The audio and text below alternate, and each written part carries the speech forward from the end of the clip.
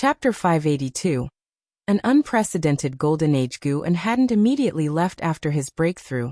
Instead, he stood within the lifespan barrier and began to observe the Abyss Dao Sea. After reaching the level of a heaven-opening Daoyuo immortal, the Abyss Dao Sea appeared much clearer in Guan's eyes. The number of worlds and beings within the Abyss Dao Sea far exceeded those in the universe where the celestial spirit Great World was located, and by more than tenfold. CTH novel_fire. At website on Google to access chapters of novels early and in the highest quality. Stronger Dao rules, more opportunities for creation. This was enough to nurture even more terrifying entities. As a mere heaven-opening Daoyuo immortal, Guan had already located 3 others, one residing in the Abyss Emperor City, and the others hidden in the shadows. In places with independent consciousness, conflicts easily arose, and these 3 heaven-opening Daoyuo immortals were clearly not united. Their destinies hindered each other, dividing the central region of the Abyss Dao Sea into 3 parts. Besides observing the forces within the Abyss Dao Sea, Guan was also curious about the creations in this place. There were many peculiar races living there, some invisible to the naked eye, existing within the Dao itself, and others were beings formed by thousands of meteors converging together, constantly changing shapes. Bizarre and marvelous, a plethora of new and strange phenomena assaulted Guan's hard eye. Seeing new things also allowed Guan to deepen his understanding of the Dao.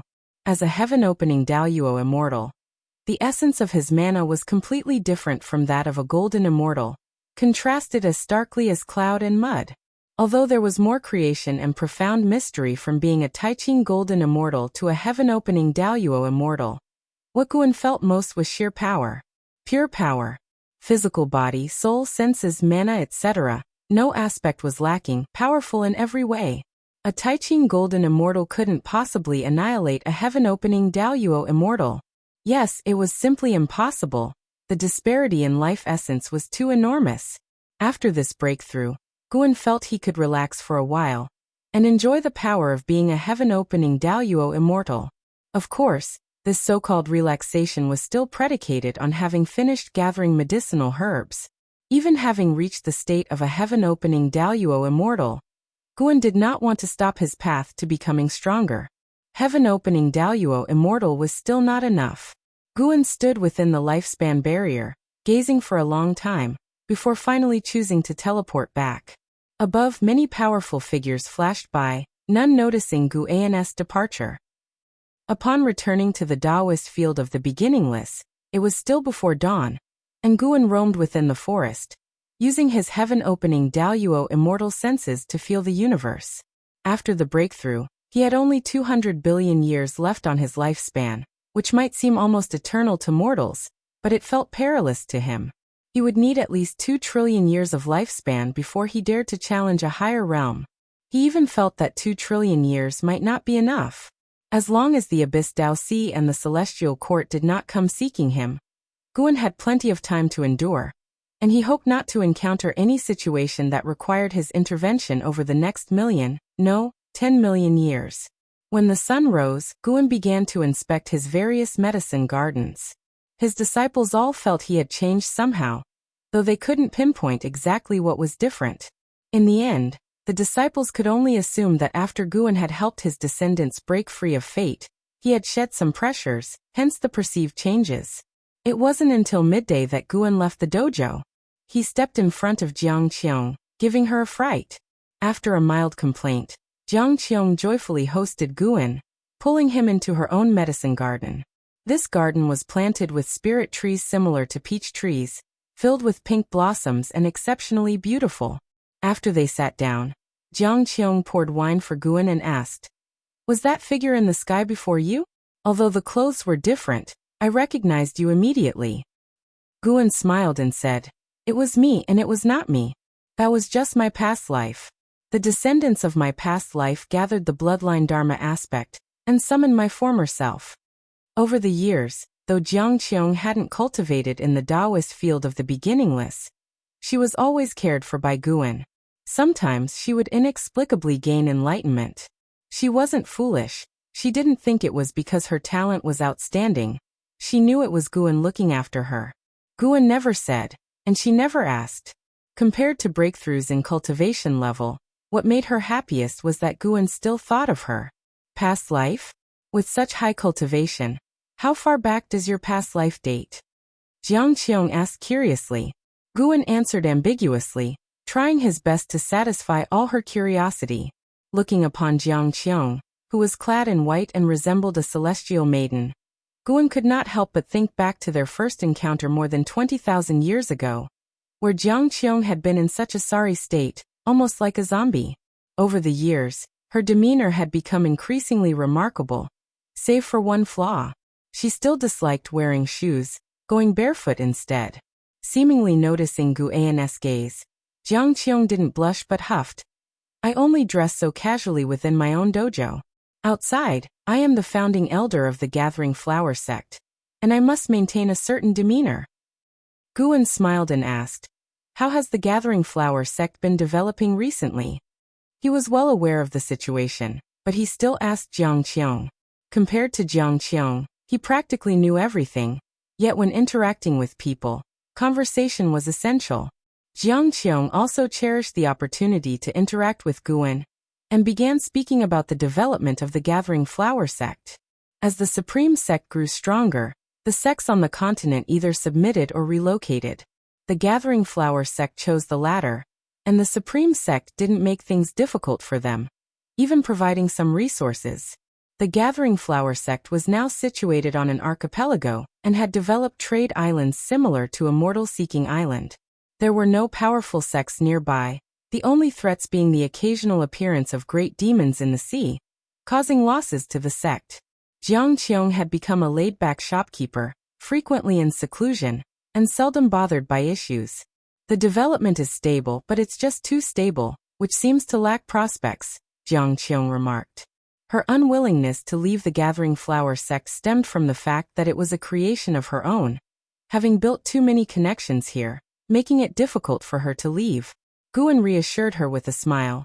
Don't worry, numerous great opportunities will soon emerge in the world, and the Gathering Flower sect will encounter them too. The key is to seize these opportunities. The opportunities he referred to were legacies from the battle court, half of which Guan had dispersed across the soil and seabeds of the human world. Though it was only half, it was enough to turn the entire celestial spirit great world upside down, and push it to unprecedented heights.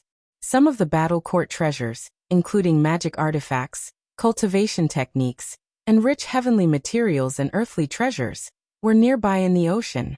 Guan had a preference for these, believing if the Gathering Flower sect managed them well, they could become a top-tier major sect of the world in the future. Really? Jiang Qiong asked with surprise. Guan smiled and replied, why would I deceive you? In a few thousand years, I will gift you a treasure that will grant you enough power to protect your own sect. The higher his realm, the more nonchalantly Guan behaved. He no longer pondered consequences too much and did whatever he wished, especially when it came to taking care of those close to him. Hearing this, Jiang Qiong became even happier. She stood up, moved closer to Guan, and reached for his chest with a giggle. What day is today that you're treating me so kindly? Or could it be that you've finally been moved by mortal feelings and missed me? Guan pushed her away and huffed. Nonsense, I'm a reader of the classics. What are the classics? Are they something low-class like the Supreme Secret Transmission? Hearing Jiang Qiong mention the Supreme Secret Transmission made Guan somewhat tense. What Supreme Secret Transmission? I don't know about it. Hee, I've heard its author, Shenzhen, has a great relationship with you. What exactly do you do when you are alone? And what do you talk about? Can you share it with me? Jiang Qiong said coldly, her eyes full of mischief. She wasn't upset about Guan's quirks. Instead, she felt that such quirks made Guan seem more real. Supporting Dao Sword Venerable was too strong, and too high a level for her to comprehend.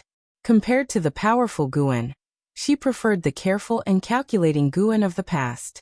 The two began to bicker, with Guan continuously making excuses, which only spurred Jiang Qiong on. Until night fell, Guan chose to stay in Jiang Qiong's dojo and preach to her. Deep in the cosmos among the stars, where stars dazzled and clouds of light surged in breathtaking beauty, Palaces floated upon a massive cloud of light that resembled a spiral stairway, with countless buildings on its surface. These palaces appeared like specks of sand, yet each structure was incredibly vast. On a cliff, Ji Xiaoyu was meditating in white clothes and a black robe. She wore a silver-beaded phoenix crown on her head, and a red Dao pattern on her forehead made her appear even more mystical. Suddenly, the Sun and Moon Nether Emperor appeared behind her, bowing respectfully with excitement. Emperor Chen has foreseen that the celestial spirit Great World is about to encounter an unprecedented fortune. He hopes to move the Yin-Yang immortal domain within the celestial spirit Great World, and the other two emperors have already agreed. Your Highness, it's time for us to return. Hearing this, Ji Xiaoyu slowly opened her eyes, a flash of brilliance in her gaze. The Tao spiritual qi and light clouds where she looked paused as if time and space had frozen. Her pupils reflected the majestic scenery of the celestial spirit Great World, her look carrying an indescribable meaning. If you find any errors, ads pop up, ads redirect, broken links, non-standard content, etc., please let us know. Report so we can fix it as soon as possible. Chapter 583. A new reincarnation. Seeing Ji Xiaoyu not answering, simply gazing ahead lost in thought, the Sun and Moon Nether Emperor could roughly guess what she was thinking. He said softly, "The one who previously eradicated the external forces should be him. Since he is still around, perhaps we can better integrate into the celestial spirit Great World. Why be so stubborn?" He knew about the pride inherent in the reincarnation Tao Emperor. He used to support her. But now, Guan was simply too strong. So strong that the Sun and Moon Nether Emperor felt it was a pity not to cling to his coattails. No matter how one looked at it, encountering Guan was the greatest opportunity for both the reincarnation Tao Emperor and the entire Yin-Yang immortal domain. CTH Novelfire. Net website on Google to access chapters of novels early and in the highest quality. Ji Xiaoyu still did not respond. And seeing this, the Sun and Moon Nether Emperor could only sigh and turn to leave. He had just turned around when Ji Xiaoyu's voice drifted over. "Tell them I agree too." Hearing this, the Sun and Moon Nether Emperor turned his head back in surprise, bowed to Ji Xiaoyu once more, and then immediately vanished on the spot. Ji Xiaoyu looked into the distance, murmuring softly to herself, "When will I ever catch up to you?" No one answered her, but she didn't need an answer. Her thoughts scattered, drifting back many years. Back then, Guan was still young, but his eyes were different from those of the other children in the residence. Time flowed gently. 1,000 years passed in the blink of an eye. Battle Court treasures officially began a golden era in the human world, with the first Battle Court supreme treasure unearthed, sparking a struggle among many powerful beings. Fortunately, more treasures appeared soon after, making the contention less brutal. Every sect in the human world started pursuing these treasures. The number of Battle Court relics exceeded the number of human world cultivators. After all, the Great Thousand World had just been reshaped, and the human race was not yet widespread across the entire world. The Qiankuan sect too joined in this trend, with an Xian often bringing news back to the dojo, stirring up excitement amongst the others. Unfortunately, Guan did not allow them to go out. Guan's attitude serened them down, indicating that the treasures outside did not catch his eye.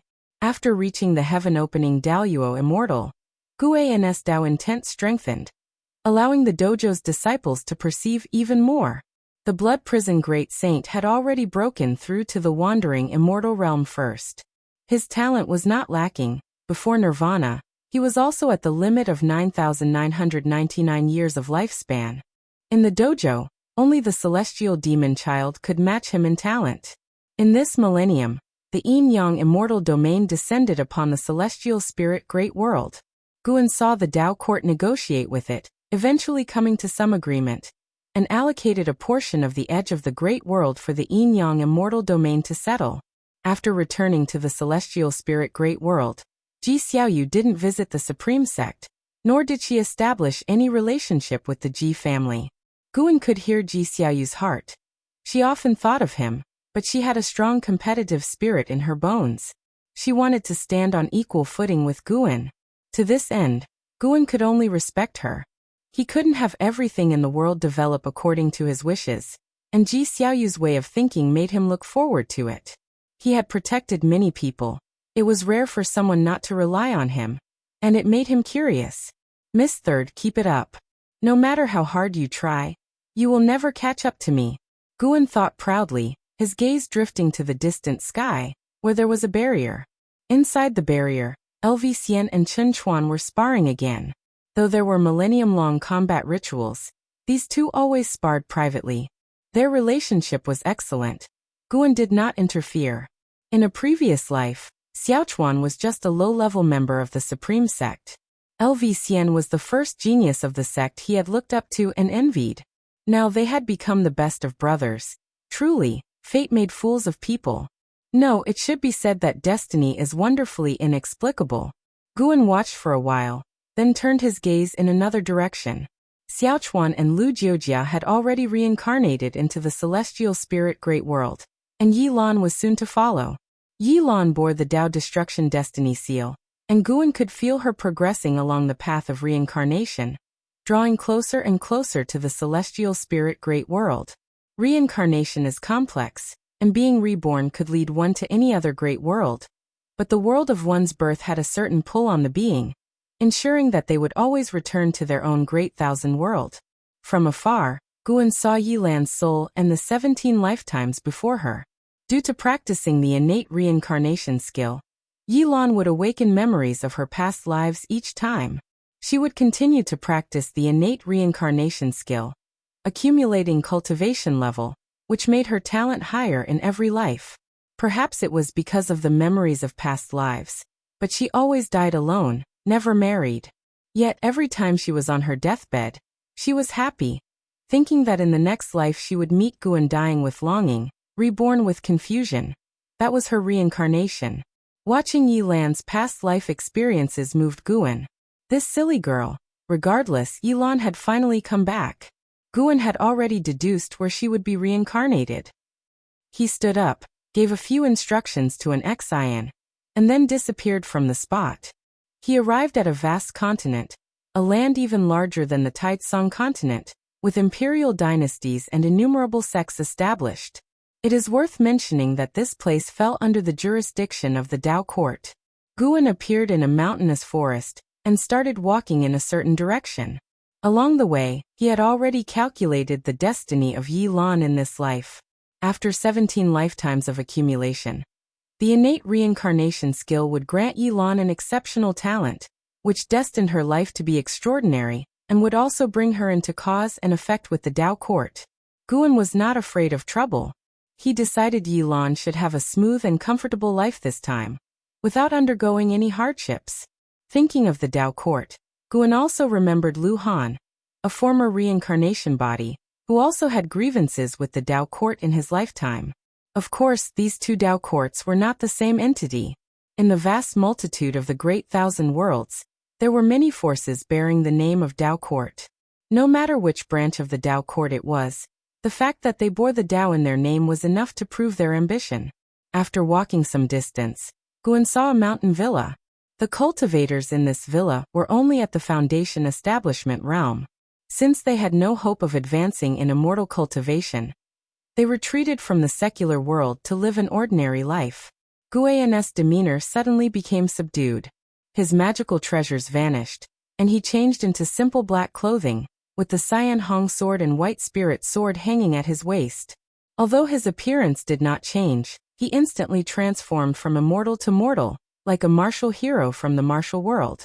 He approached the gate of the mountain villa, and knocked on the door. It took a dozen or so breaths before someone came to open it. The door was opened by a young servant, who cautiously assessed Guan and asked, "Can I help you?" Guan smiled and said, "My name is Guan, a wanderer of the world, and I would like to request lodging for a few days. Can you pass the message along? I want stay for free." The young servant wanted to refuse, but after hearing Guan's offer, he hesitated for a moment and said, "Wait here." Clang. The door was closed again. The mighty heaven-opening Daoyuo immortal stood closed out by mortals. Guan found it amusing. He didn't feel insulted at all. After all, this villa would be Yi Lan's home in the future. After a while, the door opened again, and Guan was welcomed in. Sunlight poured down, shining on the courtyard wall beside it. In the cracks of the wall, green sprouts began to emerge, growing faster and faster. By the time the entire courtyard wall was covered with weeds and vines, 18 years had passed. The door opened, and a girl in yellow clothes stepped out quickly, followed by Guan. The girl in yellow looked 16 or 17, with delicate features and a lively figure. Her long hair was tied into 2 braids draped over her shoulders. After stepping down from the steps, she turned around to look at Guan. Brother Gu, where shall we go play today? I heard there's a demon haunting nearby. Let's go catch it, the girl in yellow asked expectantly, her face brimming with the radiant smile of youth, like the bright morning sun. Guan looked at her and cast lifespan detection. Xiaolan, Qi Cultivation Realm 3rd Layer 17/160/9999. Her maximum lifespan had finally risen to 9,999 years. Xiaolan was born with a lifespan limit of 7,000 years. Over the years, Guan used his own Tao intent to aid her enlightenment in her dreams. Up until this day, everything was so coincidental. Today, Xiaolan was to encounter a turning point in her life. Guan wore a smile which made Xiaolan blush. She glared at Guan and asked, Brother Gu, why aren't you speaking? Are you thinking? She hadn't finished her words when she suddenly sensed something and turned around sharply. Looking down the mountain path, she saw a woman in white clothes coming from the forest. Her cold and beautiful face, along with the long zither on her back, made her seem like a fairy walking through the woods, stunning Xiaolan, who had always stayed within 100 miles of the area. The woman in white's gaze fell on Xiaolan.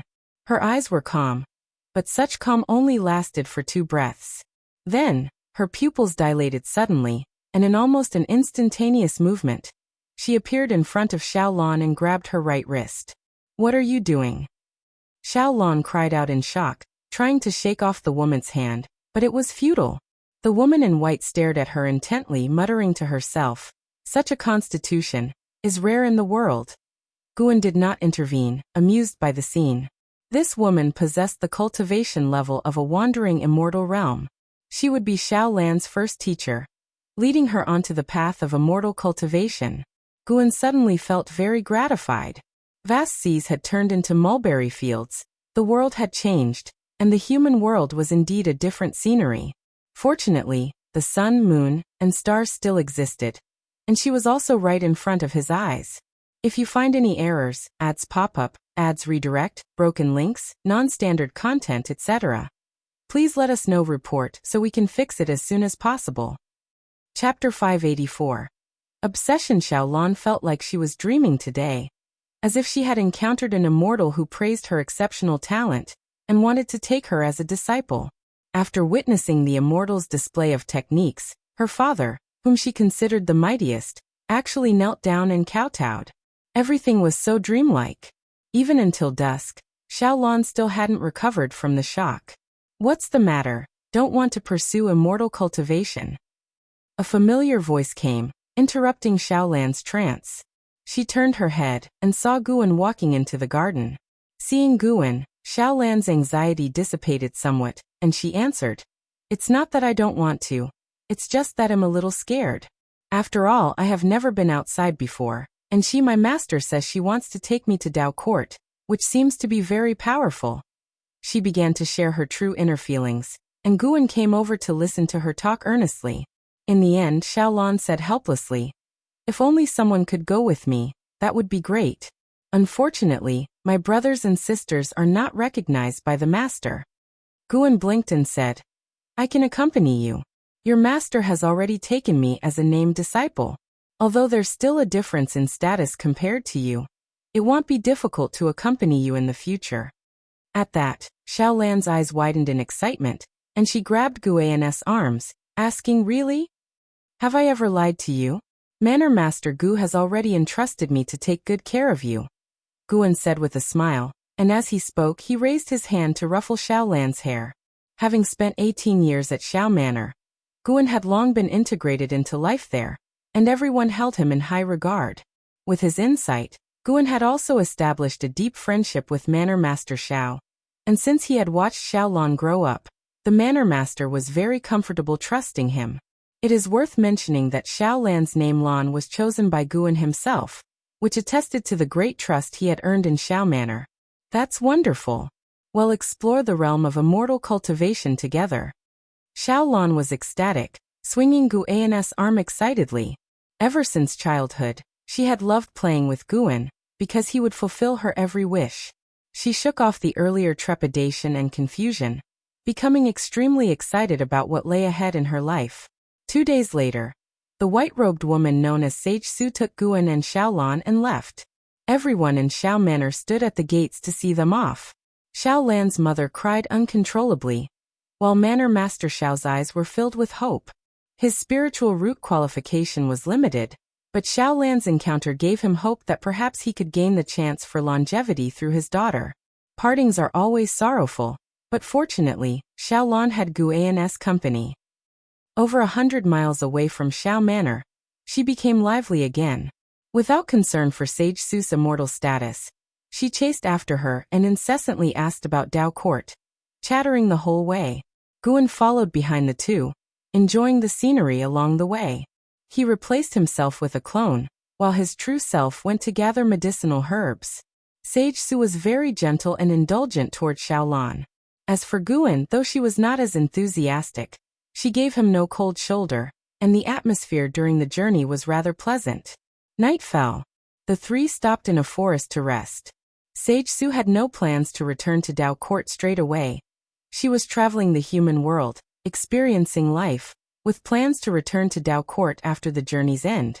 During this period, she would teach Xiao Lan the techniques for cultivation. Xiao Lan was very excited and couldn't settle down, even after half a day had passed. Master, tell us about Dao Court, and also the realm of immortal cultivation. I've heard from Father that cultivators have their own hierarchies. While mortals may not see them, the realm of immortal cultivation is vast and magnificent, with waves of grandeur and heroes emerging one after another. Xiao Lan asked Sage Su. Leaning on Guan, Sage Su was somewhat displeased with their close interaction, but she did not let it show and instead started to introduce Dao Court. In Sage Su's description, Dao Court was the most powerful sect under the heavens, with countless branches. She mentioned one famed name after another, all prominent figures within Dao Court. My disciple, your talent is no less than theirs. As long as you are willing to work hard, your teacher will help you surpass them and become the top prodigy of Dao Court. Sage Su declared to Xiao Lan with a burning gaze. Xiao Lan became even more elated. She sat up, tapping Guan on the shoulder with a triumphant smile. Brother Gu, I will be the top prodigy in the world someday, and you just wait for me to protect you. Guan laughed and said, Good, I'm already looking forward to it. Sage Su slightly furrowed her brow. In her eyes, Guan was not worthy of Xiao Lan. And moreover, the path that Xiao Lan must walk did not require romantic entanglements. To become a top prodigy in Dao Court, one must devote all their energy to cultivation. She didn't stop her though, knowing that once Xiao Lan experienced the power and splendor of Dao Court, she would eventually lose interest in Guan. Her gaze toward Guan became one of pity. To be abandoned was not a good feeling. And after all, this child was still her disciple. She would ensure he had a good end in the future. Listening to Sage Su's inner thoughts, Guan almost laughed out loud, but he was an excellent actor and restrained himself. Xiao Lan, unaware of their thoughts, was still indulging in her dreams of a cultivator's life. That year, Xiao Lan began her qi refinement.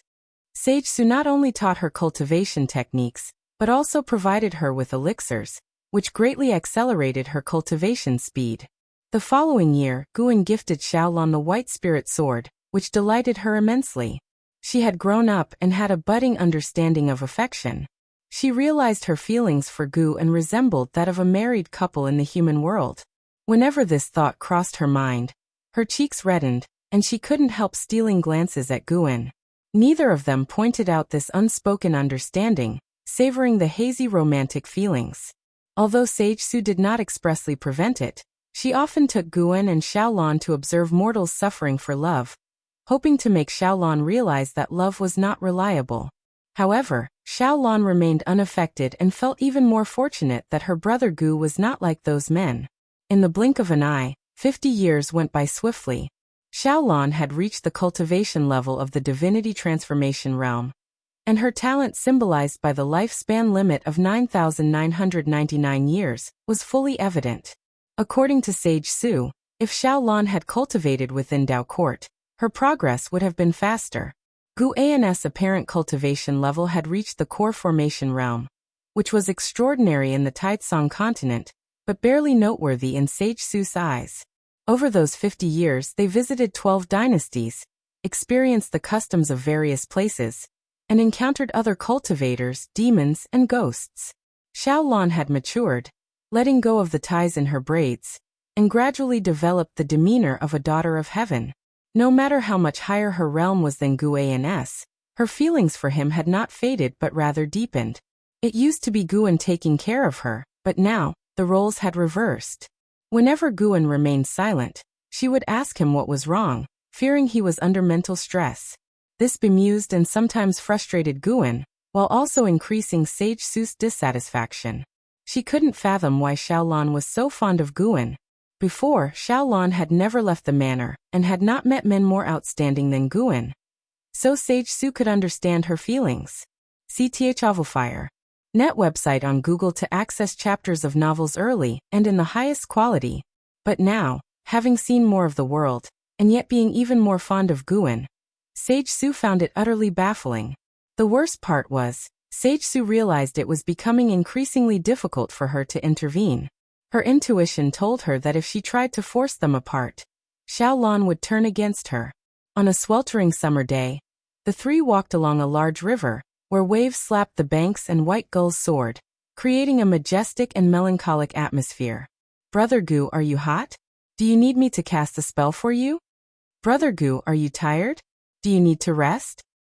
Brother Gu, look over there. Isn't that demon bird cute? Do you like it? Do you want me to catch it for you? Listening to these incessant questions, not only Sage Su grew weary, but even Guan felt it was a bit much. I'm at least at the core formation realm level. Why are you treating me like some delicate scholar? Guan said rather helplessly. Clad in white, with makeup enhancing her fairy-like appearance, Xiaolan stood beside him prettily. Hearing his words, she blinked and said softly with a giggle, "Well, I just can't help it." For some reason, she was always thinking about Guan, sometimes to the extent that she wouldn't even listen to her master's words. As long as she looked at Guan, she felt elated and considered herself the luckiest person in the world. While they spoke, she couldn't resist hugging Gu An's arm, as though afraid he might leave. Guan was torn between helplessness and being touched by her actions. He hadn't cast any spell on Xiaolan. This was an emotion that transcended reincarnation. Yilan's love for him had become an obsession through the cycles of reincarnation. If you find any errors, ads pop up, ads redirect, broken links, non-standard content, etc., please let us know. Report so we can fix it as soon as possible. Chapter 585. The world's number one. Sage Su really didn't want to look at the young lady Xiaolan's posture, her eyes fixed on the great river ahead, her brows slightly furrowed. She sensed a faint trace of demon qi, enigmatic even to her realm of existence. The opponent's cultivation level was likely higher than hers. Xiaolan had clung to Guan for quite some time before she finally, reluctantly, came to Sage Su's side, asking with curiosity, "Master, since just now, you have been furrowing your brows. What are you looking at?" Sage Su turned her head to look at her, thinking, "Have you finally remembered your teacher? There seems to be a great demon hidden in the river ahead, and am hesitating whether to change our course," Sage Su replied softly. Xiaolan's eyes immediately lit up and she said, "What kind of great demon? Compared to the endless flood dragon we encountered before, which one is stronger?" "This demon is probably stronger than your teacher." Sage Su shook her head, unafraid to show weakness in front of her disciple. Hearing this, Xiaolan subconsciously looked at Guan, then turned back to Sage Su and frowned. "Then we should change routes." Sage Su felt both relieved and helpless. Relieved because Xiaolan wasn't so reckless, but helpless because the girl considered everything with Guan as the primary factor. Gu An's gaze drifted to the distant great demon. Downstream in the great river was a vast lake that resembled a boundless ocean, where a demon and a great cultivator were engaged in combat. vying for the battle court's legacy treasures. That great cultivator was adept in the Qi concealment technique, not revealing the slightest trace of his aura, making the battle not earth-shatteringly noticeable. The great demon was likewise afraid of the treasure's Qi leaking out, endeavoring to contain its demon Qi, but still leaking quite a bit. Watching their combat, Guan also got some ideas. CTH Novelfire. NT website on Google to access chapters of novels early and in the highest quality. What kind of Dao treasure should he refine for Shaolin? When autumn came, the third medicine valley gradually took on a withered yellow hue. Under an ancient tree, Long Tung sat in meditation, his robe fluttered slightly, with Jin Qi swirling around him like various strands of dragon Qi. Long Qing approached him with someone in tow, none other than the emperor of the Taizong dynasty, Li Xiandao, dressed in a golden robe and topped with a dragon crown. Li Zuando's imperial presence was unmistakable, drawing frequent glances from Medicine Valley disciples along the way. Ever since his nirvana, Li Xiandao had truly displayed his dominance. Reigning for 20,000 years, he had become the god in the hearts of Taizong imperial dynasty's people. He and Longqing were the two most powerful individuals in the Taizong continent. Many feared that a rift between them would lead to chaos. Yet their relationship had always been amiable. This cordiality allowed the Supreme Sect and Taizong imperial dynasty to interact harmoniously, resolving any conflicts by discussion. Li Zuando's eyes shone the moment he saw Longtung. He had always harbored a bold hunch. The enigmatic outer heaven power had previously sought Longqing, and the emergence of the dragon battle dharma aspect had strengthened his conviction. He thought Longtung bore a resemblance to Guan the first time he saw him. His features had a sharper edge than Guan's, but their facial structures were highly similar. Upon reaching Longtung, Longqing spoke. Tenggeir, this is His Majesty of the Taizong Imperial Dynasty, an old friend of my master. Pay your respects quickly. Hearing this, Longting immediately stood up to salute Li Xiandao. Li Xiandao smiled, saying, "Seeing you reminds me of the first time I met Yang Jian." Yang Jian. Longting had of course heard the name. He was a legend of the Supreme Sect, a senior brother to his father, who had made great contributions to the Taizong imperial dynasty. He was currently the strongest in the dynasty. Before the ancestor made his presence known, he had admired Yang Jian the most. In the Taizong continent, anyone over the age of 6 knew Yang Jian's tales, which had spread journey to the west far and wide, turning it into an enduring classic. It had been canonized by the dynasty, despite some content being subversive. Follow me from now on. I will not treat you poorly. I'll enable you to become another Yang Jian, or even surpass him, said Li Xiandao, filled with boundless aspiration. After hearing this, Longtung did not respond right away, but looked towards Longqing. Longqing nodded, saying, I do not wish the Long family to be too closely tied to the Supreme Sect. Following His Majesty to establish some achievements is quite good.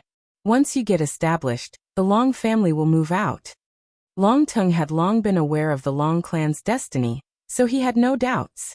He gave Li Xiandao a fistful salute in acceptance, which pleased Li Xiandao even more. Pulling him to sit down, they reminisced about the old times. Upon hearing Li Xiandao mention his ancestor Guan, Longtung became interested. Now what he was most curious about and aspired to know was what kind of person ancestor Guan really was. Li Xiandao started from his first encounter with Guan, and learning that the ancestor had once posed as a menial disciple made Longtung even more intrigued. When Longtung found out that historical texts like The Investiture of the Gods and Journey to the West, and writings by the Supreme Immortal Venerable were all authored by his ancestor, his eyes widened. No wonder these texts were must-reads for disciples, and even studied as history. Now he believed it. Perhaps it was truly trials his ancestor lived through.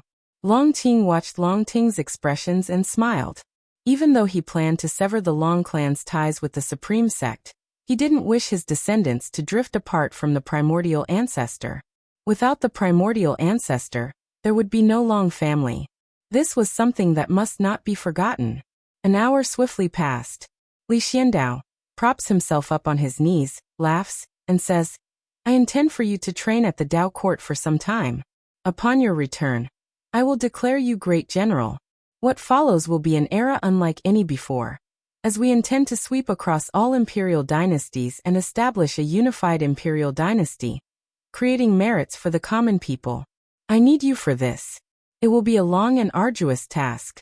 You will face countless battles.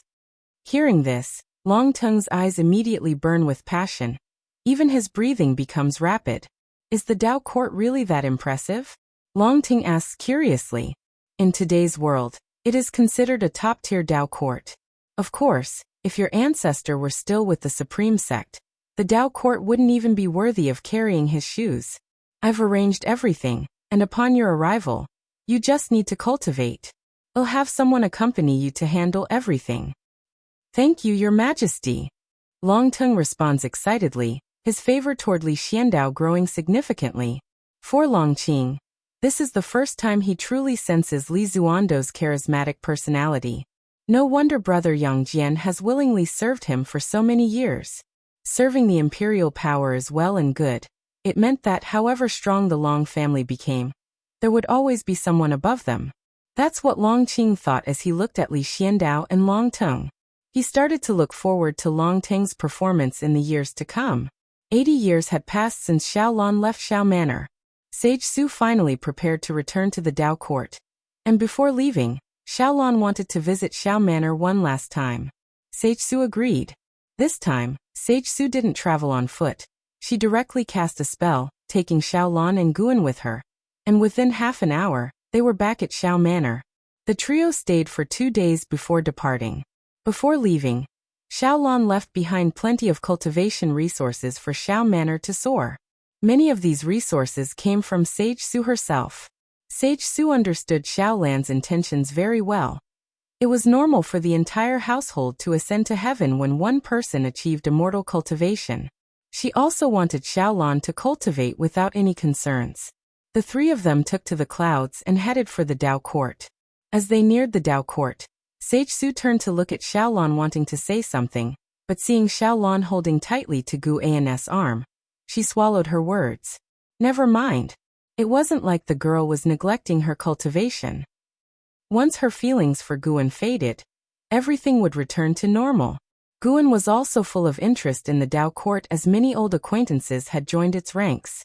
In the previous crisis from outer heaven, the Dao court had demonstrated the responsibility and ambition befitting the world's #1 sect. Their reputation soared after that battle, and more sects believed the Dao court to be worthy of leading them, trustworthy to hold the position of alliance hierarch. The Dao court was not stingy either. They did not require other sects to submit, but simply to form an alliance. For each ally, they provided opportunities to cultivate Taoist techniques. As disciples from other sects returned from training, the Dao court's reputation continued to grow. Xiaolon too eagerly anticipated the Dao court. She said she wanted Guan to stay in her cave mansion. According to Sage Su, with her talent, she was entitled to a high level of treatment, and her cave mansion was rich with spiritual energy. Facing her anticipation, Guan agreed, causing Sage Su to shake her head but say no more. Before long, the magnificent sight of the Dao court appeared before them. The Dao court occupied an entire continent, and above that continent, a layer of cloud seas had formed. On these cloud seas were built dojos and cities. With the higher the cultivation level, the higher the residence. Even before setting foot on the continent, one could feel its magnificent destiny, something neither the former immortal dynasty nor holy court could compare with. Guan detected the presence of the saint minister and other high-ranking officials of the holy court. The Dao court's swift growth had much to do with the contributions of former members of the holy court and immortal dynasty. Precisely speaking, the Dao court was an amalgamation of the former overlords of the Great Thousand World before its reconstruction, with a complex interweaving of factions. This was why the Dao court did not annex other sects but chose to form alliances. Their essence, too, was an alliance of sections. If you find any errors, ads pop up, ads redirect, broken links, non-standard content, etc., please let us know. Report so we can fix it as soon as possible. Chapter 586. Variables. Under the guidance of Sage Su, Guan and Xiaolon were successfully initiated into the Dao court, becoming true disciples of the Dao court. while Xiaolon became Sage Su's direct disciple, with treatment and status far surpassing Gu. And Xiaolan's first cave mansion featured an interior space so vast it resembled the Third Medicine Valley, which made Guan reflect upon the deep foundations of the Dao court. It should be known that although Xiaolon had extraordinary talent, her cultivation level wasn't high, yet the cave mansion she received was still better than those of over 1 million other disciples with superior cultivation. After moving into the cave mansion, Xiaolon could no longer hide her petty concerns, but Guan sternly criticized her, telling her to focus on cultivation, as longevity was the true path. This made her feel ashamed and abandon those trivial thoughts in favor of earnest cultivation. Guan didn't stay for nothing. He began helping Xiaolon plant medicinal herbs and manage the cave mansion, allowing her to concentrate on her cultivation. By the time he had filled the entire cave mansion with medicinal herbs and organized everything neatly, Sage Su was very pleased with his performance when she came to visit. Sage Su suddenly thought that there were still many redeeming qualities about Guan, and perhaps he was having a positive influence on Xiaolon, who was now able to dedicate herself entirely to cultivation. "You're doing well. Keep helping her and she will be your greatest opportunity on the path of immortal cultivation," Sage Su said before she left, and Guan suddenly felt as if he were back in his old line of work. He shook his head and chuckled, not minding it, for helping Xiaolon was something he did willingly, and it also allowed him to conveniently snatch lifespan. Xiaolon, who practiced the innate reincarnation skill, could easily awaken memories of her previous life if subjected to a shock. And in this life, she had experienced smooth sailing without any signs of regaining those memories. Guan wasn't in a hurry for her to recover her memories because the longer she lived in this life, the deeper her understanding of the great Tao would become. Of course, Guan wouldn't always stay in the cave mansion with her. Occasionally he would switch with his clone while his true self was busy with other matters. Cultivation was a lengthy affair. The higher the realm, the more time was needed for secluded meditation. In the blink of an eye, another millennium passed, and Gu An's yearly income of lifespan had increased to 40 million years within this year. Over 1,000 years, Xiaolon had reached the Nirvana realm, and was making rapid strides toward the loose immortal realm. During this period, she had returned to Xiao Manor twice, helping Xiao Manor transform into a cultivation family. Unfortunately, Manor Master Xiao's maximum lifespan was too short, and he had passed away some years ago. One day, Sage Su sent a message to Xiaolon, which led her to find Guan and leave the cave mansion with him.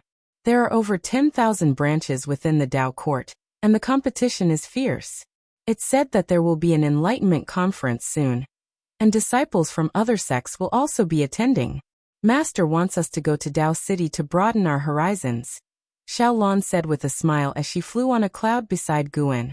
Having attained the Nirvana realm, she still exuded a lively temperament. Although she was now 1,000 years old, she had spent most of that time in secluded cultivation, which made her feel as if she'd only lived 1 year, with few memories retained. "We should indeed take a good look," Guan smiled. His gaze had already reached Dao City. Coincidentally, his descendant Longtung was also in that city, currently engaging in a combat practice with someone.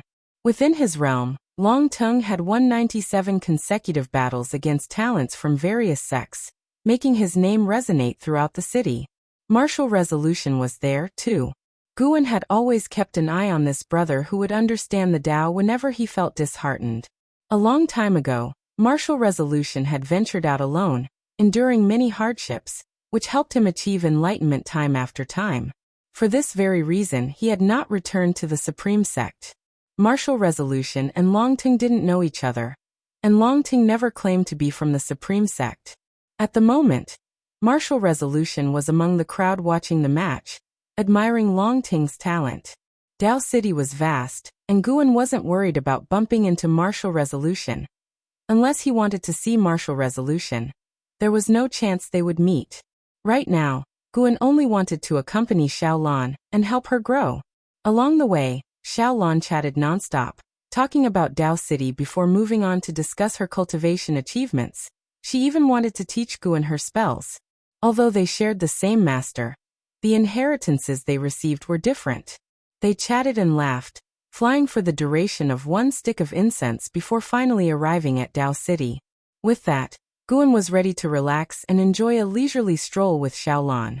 Xiaolan also treasured these rare moments of leisure, clinging to Guan's arm the entire time and unwilling to let go, giving the impression that they were Dao companions. In the Taoist field of the beginningless, within Guan's courtyard, celestial demon child approached Shenzhen, who was watching her control the Taiqing true fire under the artifact refining cauldron. After observing for a while, she asked, "Miss Shen, do you feel like the master's heart is always elsewhere?" Shenzhen replied, "Definitely outside, probably caught by some woman's heart." When facing the disciples in the dojo, Guan didn't need to leave a clone to pretend, so everyone could feel his frequent outings. As soon as Celestial Demon Child heard this, she couldn't help but widen her eyes and asked, "If so, aren't you worried?" "What's there to worry about? We've followed him for an endless time. Be content. Besides, do we really want to restrain him? Even if we had the power, which we don't, why would we?" Shenzhen said nonchalantly, her gaze fixed on the Taiqing true fire. Celestial Demon Child pouted and said, "I naturally wouldn't dare control the master. I'm just curious." Shenzhen smiled and said, "It's probably some past acquaintance reincarnated, otherwise he wouldn't spend so much time with them." "Past acquaintance?" Celestial Demon Child became interested and asked which past acquaintance it was. Shenzhen glanced at her and said teasingly, "There are probably only two people whose companionship he would cherish. One is the Ji family's third young miss, and the other is his junior sister. I bet it's his junior sister, 9 out of 10. She began to recount the story of Guan and Yi Lan, while Celestial Demon Child listened attentively. The story of Guan and Yi Lan was simple, but Celestial Demon Child felt a sense of warmth listening to it. She had heard many heart-wrenchingly beautiful love stories, but after hearing this one, she suddenly thought that the person the master liked most in his heart might indeed be Miss Yi. The master was so formidable, invincible in the world, yet he chose to live hidden in the mountains. This was enough to prove his temperament. Suddenly, "Are you talking about me behind my back?" Guan's voice interrupted the conversation between the two women, startling them as they turned to see Guan standing right behind them. Celestial Demon Child's face flushed with embarrassment, while Shenzhen remained composed. Guan walked between them to the artifact refining cauldron and extended his divine sense into it. Inside was the Dao treasure he was refining for Xiaolan, almost complete. After reaching the heaven-opening Dao Yuo immortal realm, Guan's speed and strength in crafting Dao treasures had increased. He planned to give Xiaolan a great gift to make her path as a Heaven's Pride child even easier. Celestial Demon Child moved closer to Guan and curiously asked, "Master, has Miss Yi really reincarnated?" Shenzhen guessed correctly. Guan replied, then briefly recounted the reincarnations of Yi Lan over the years. Hearing that Yi Lan had endured more than a dozen reincarnations without forgetting Guan, even Shenzhen was touched.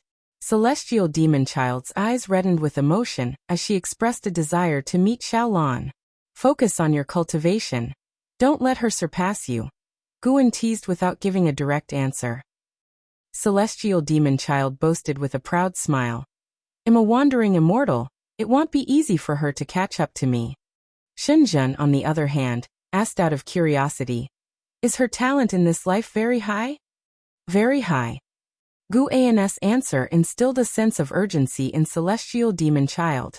She did not linger any longer and quickly returned to her training. Shenzhen also did not disturb Guan's refining any further. Xiaolan could not bring any pressure to her. She preferred seeking enlightenment rather than blindly pursuing cultivation levels. The true meaning of the great Tao brought her joy. Refining Tao treasures was simple for Guan now. He didn't need to concentrate intently. He was paying attention to someone else, someone far away in another great world. Zhang Buku. He had been sent by the Buddha Immortal to the Tai's great world to search for the divine exotic realm master. The two had already reunited, but had encountered difficulties within the Tai's great world. This predicament would cause both to be severely injured, but they would eventually escape with their lives, so Guan decided not to intervene. Knowing the future, he still watched because a variable had appeared in the fight. Sar the Nafire. Et website on Google to access chapters of novels early and in the highest quality. This person was not in Zhang Buku's fate before, but now, this person would frequently appear in Zhang Buku's life, and even build a very close relationship with him. If you find any errors, ads pop up, ads redirect, broken links, non-standard content, etc., please let us know. Report so we can fix it as soon as possible. Chapter 587. The illusory celestial court. The vast sea churned, and storm clouds obscured the heavens, as bolts of lightning continuously flashed across the sky, creating an overwhelmingly oppressive atmosphere between the heavens and the sea. Zhang Buku, dressed in a dark red battle armor, levitated midair, clutching a long spear. Behind him stood the divine exotic realm master back-to-back with him. They both stared into the distance where formidable figures blocked every direction, these powerhouses maintaining their distance while conjuring a formation. Beside Zhang Buku was another figure, positioned 5 zhang away. This individual's garments were tattered, his face smeared with grime, and his hair a complete mess, much like a beggar. His frame was frail, yet his face wore a mocking smile amid the encircling enemies, in stark contrast to the tense expressions of Zhang Buku and the divine exotic realm master. Hey Zhang Buku, see for yourself. Wouldn't you rather give the treasure to me? At least you wouldn't have to die. Any regrets? The frail man teased as he looked at Zhang Buku. Zhang Buku didn't respond, but the divine exotic realm master coldly retorted. Suyu, don't you have to die as well? The thin man named Suyu spread his hands indifferently. My death doesn't matter. I'm merely experiencing the reincarnation tribulation. If I die, there's still the next life. You, however, are the real deal. If you die, you truly die. Hearing this, the eyes of the divine exotic realm master filled with frost. All 3 of you dared to harm my son. No one will escape today. A roar, akin to thunder, reverberated beneath the storm clouds, and the vast fury caused the distant clouds to disperse. A statue, larger than mountains and possessing 8 arms, closed in. Each arm wielded a divine weapon, while a white-robed man with flowing silver hair, ferocious face, and eyes filled with killing intent stood atop the statue's head. Zhang Buku looked at the 8-armed statue and said, even as a reincarnation body, you probably don't want to die. Let's fight together, and once we break out, I'll give you a fair chance to compete for the divine treasure. Upon hearing this, Suyu grinned, revealing rows of blackened teeth, and chuckled. You sure understand the stakes. Let's break out together then, and don't fall behind. I won't look back. With that, he turned and walked in the opposite direction toward the 8-armed statue, flying off, and ahead of him were many cultivators blocking the horizon. This battle drew the attention of many great powers from afar, with Guan observing from the furthest distance within the celestial spirit great world. While crafting a Dao treasure, Guan watched the battle, focusing mainly on Suyu. Suyu didn't lie to Zhang Buku. He truly was a reincarnation body. His original self wasn't simple. Guan could sense that their cultivation levels were almost equal, and he possessed the celestial Dao destiny. This meant, this person was likely a celestial god from the celestial court.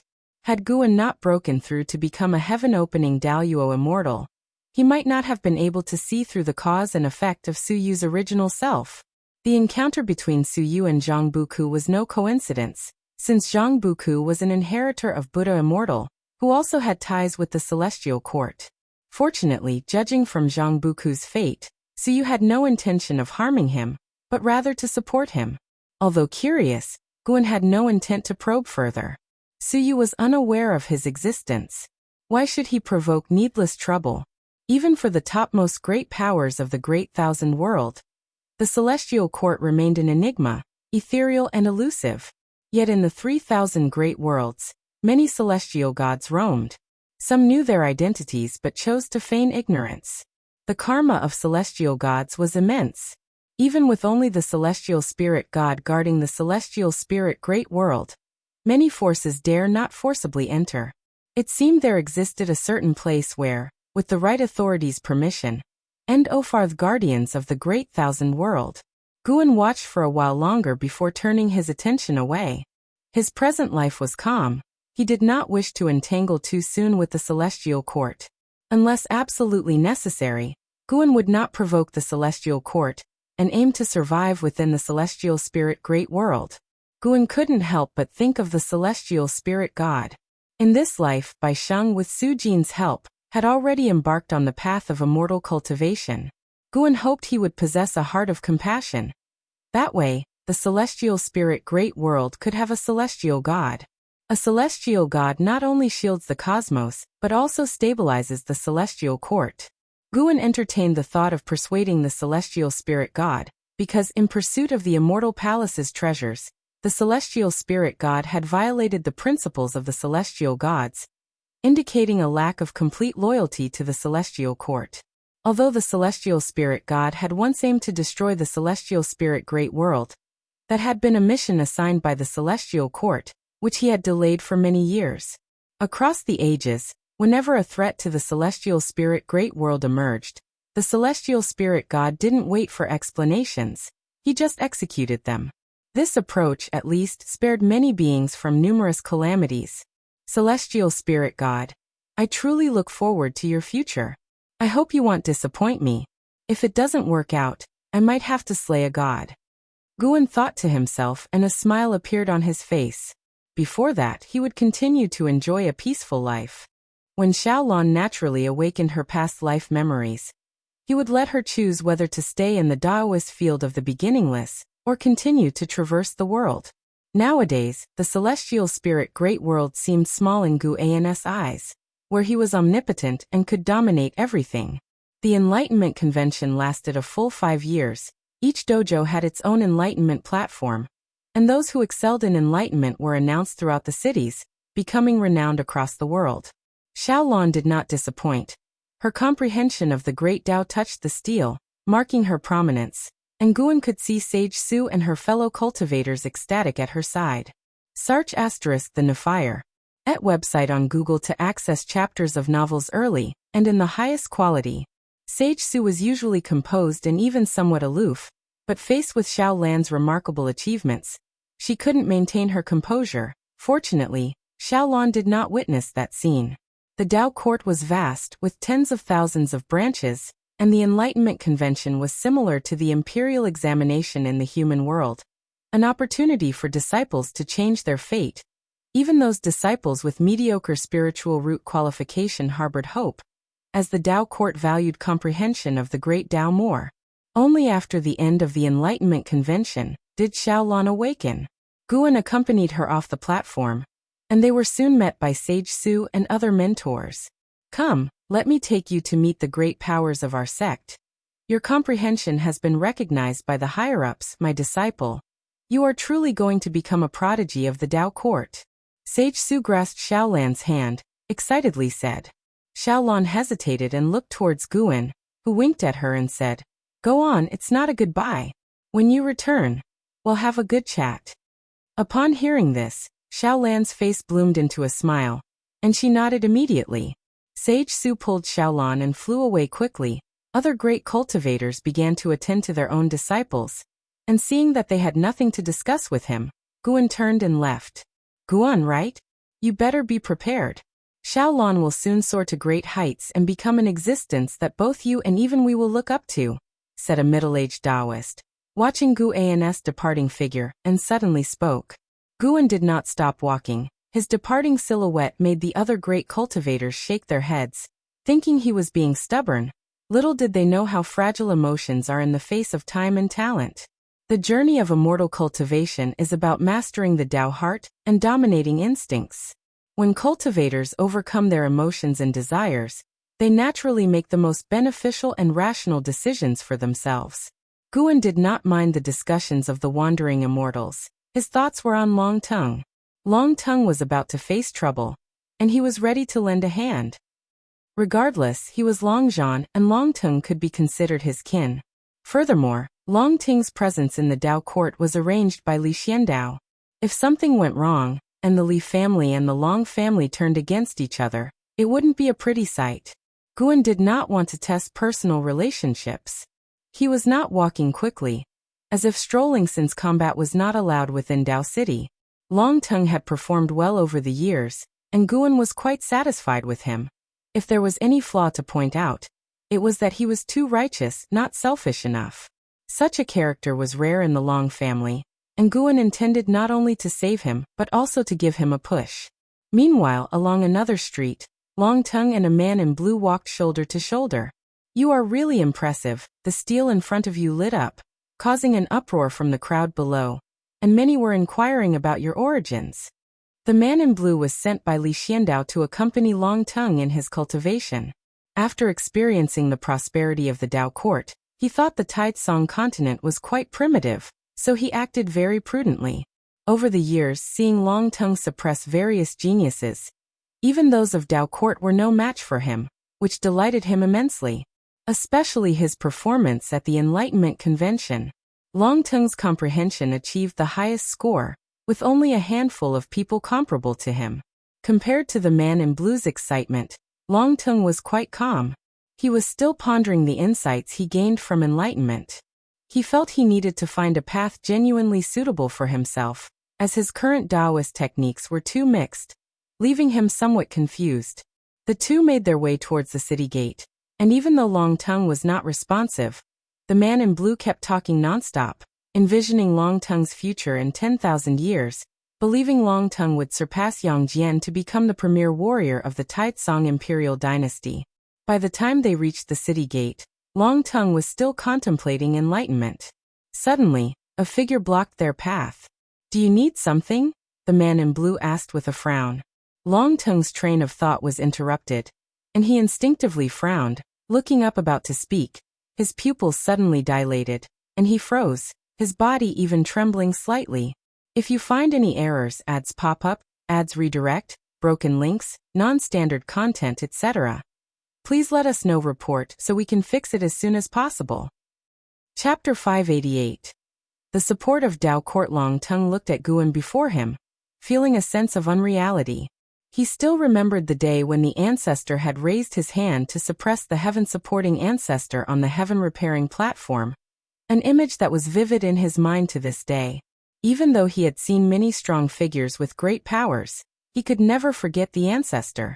Moreover, the Dharma aspects summoned by Long Qing that day made him feel a strong resemblance to the ancestor. Even though his father hadn't said much, he had always harbored such a guess in his heart. Guan looked at the excited Long Tongue and smiled as he asked, "Not in a hurry to go back? Shall we find a place to sit?" Once Long Tongue left the city, he would quickly be surrounded by troubles. Long Tongue hurriedly responded, No rush at all." He was at a loss, not knowing how to face the ancestor. The man in the blue robe was surprised. It was the first time he had seen Long Tongue lose his composure like this, and he dared not underestimate Guan, simply bowing silently. Then, the three of them walked toward Dao City. There were plenty of places inside the city where they could sit and chat. Eventually, they found an inn, and the three sat down by a window on the 4th floor. After Long Tongue ordered some wine and dishes, he looked expectantly toward Guan. The ancestor had appeared at the Dao court. It couldn't be just to find him, could it? Even if it wasn't, now that the ancestor had shown himself, he must have something to ask of him. Source: web novel. Com. Updated on Omicron New Omicron. He was self-aware and knew he could not help the ancestor much, but he felt that perhaps his comprehension had attracted the ancestor's attention. Guan began to make small talk with Long Tongue, asking about his experiences over the years, to which Long Tongue faithfully responded one by one. Long Tongue's attitude made the man in the blue robe even more curious about Guan, and when he found an opportunity, he couldn't help but ask, "Senior, what is your relationship with Long Tongue?" Guan smiled and said, "He is my descendant." Upon hearing this, the man in the blue robe suddenly realized, wondering to himself, wasn't the sect leader of the supreme sect the most powerful in the Long family? The sect leader was Long Tongue's father. Could there be an even more powerful ancestor? Long Tongue widened his eyes, extremely excited. Indeed, the ancestor was his ancestor. The fact that the ancestor would acknowledge their relationship excited Long Tongue tremendously, giving him a feeling as if he were dreaming. Guan turned to the man in the blue robe and smiled. "Let's keep our meeting today a secret, and don't mention it to His Majesty either." "You know His Majesty?" the man in the blue robe asked in surprise. Guan picked up his cup and said, I've known him for over 20,000 years. My name is Guan, you might not have heard of me. Guan what? You're Guan. The man in the blue robe suddenly stood up, becoming even more excited than Long Tongue, and just after asking, he regretted it and instinctively looked around. He saw that other cultivators in the inn did not care about their conversation, which made him sigh with relief. He sat down again, and respectfully raised his hand to Guan, his hands trembling. Guan smiled and said, No need for such courtesy. I pay no mind to the worldly rituals of the human world. Sword Venerable, rest assured, I will not speak of it. The excited man in the blue robe said. His name was Li Yu, a descendant of the royal family. Although he was not from Li Zuando's direct line, he was highly regarded by Li Xiandao, so he was aware of the past between Li Xiandao and supporting Dao Sword Venerable. Long Tongue also reassured him, his eyes never daring to leave Guan, afraid that Guan might suddenly disappear. Guan finished his cup in one gulp and continued. Since meeting is fate, I shall enlighten you both a little. Before Long Tongue and Li Yu could speak, Guan set down his cup, and a powerful Dao intent instantly enveloped the two, plunging them into a trance. Guan's gaze moved toward the window, looking out over Dao City, where the sky was vast and the city splendidly majestic. It had to be said, the Dao court was indeed extraordinary, having built such a foundation in 20,000 years that was stronger than the ancient holy court. For a very long time to come, the Dao court would play a crucial role. Only when Li Yu rose to become the strongest in the celestial spirit great world would the Dao court become a thing of the past.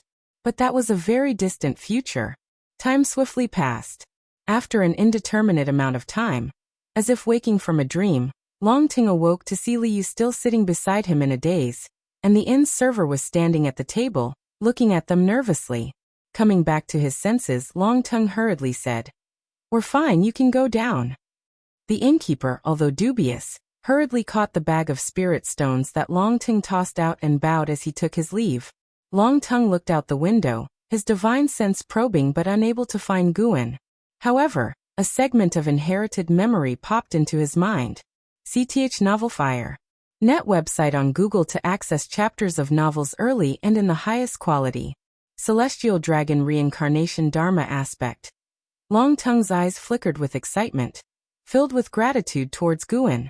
Unlike his father's Celestial Dragon Dharma Aspect, the Celestial Dragon Reincarnation Dharma Aspect summoned his reincarnation body, and what's more, without any cost. This gave him a clear direction for his future cultivation. The path of reincarnation. To wage wars across hundreds, thousands of lifetimes, and to condense the strongest Dharma aspect. Thinking of the Dragon Battle Dharma aspect that his father had summoned, Long Tongue's heart burned with eagerness.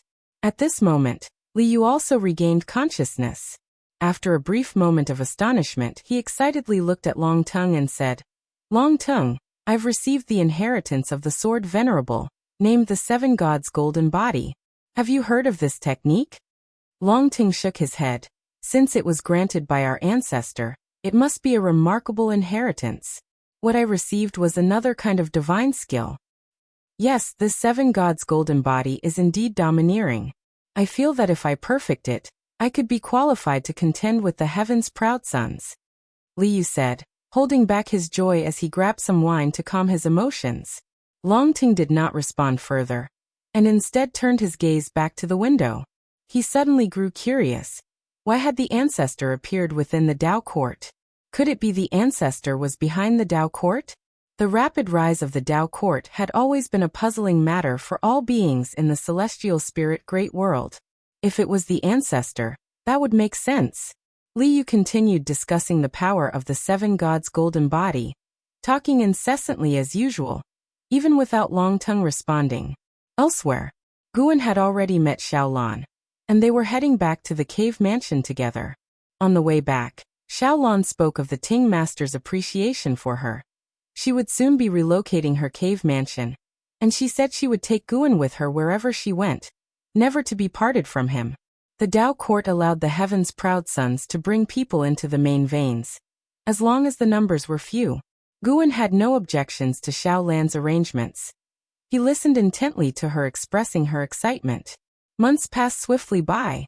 One day Guan and Xiaolan, led by a disciple of the main vein, arrived at the new cave mansion. After the disciple of the main vein left, Xiaolan looked at the little world before her, thrilled. This little world was quite vast, spanning 100,000 miles, brimming with spiritual energy, all belonging to Xiaolan alone. Laner! Guan suddenly called out. After hearing him, Xiaolan turned around reflexively, only for a sword to fly towards her, which she caught instinctively. She looked down and realized it was the white spirit sword that Guan always carried with him. This sword is a congratulatory gift from me, congratulating you on becoming a true disciple of the Dao court, Guan said with a smile, looking at Xiaolan. Xiaolan, holding the white spirit sword joyfully, curiously asked, I've always wanted to ask you, what is the origin of the Cyan Hong sword and white spirit sword, and why do you always carry them?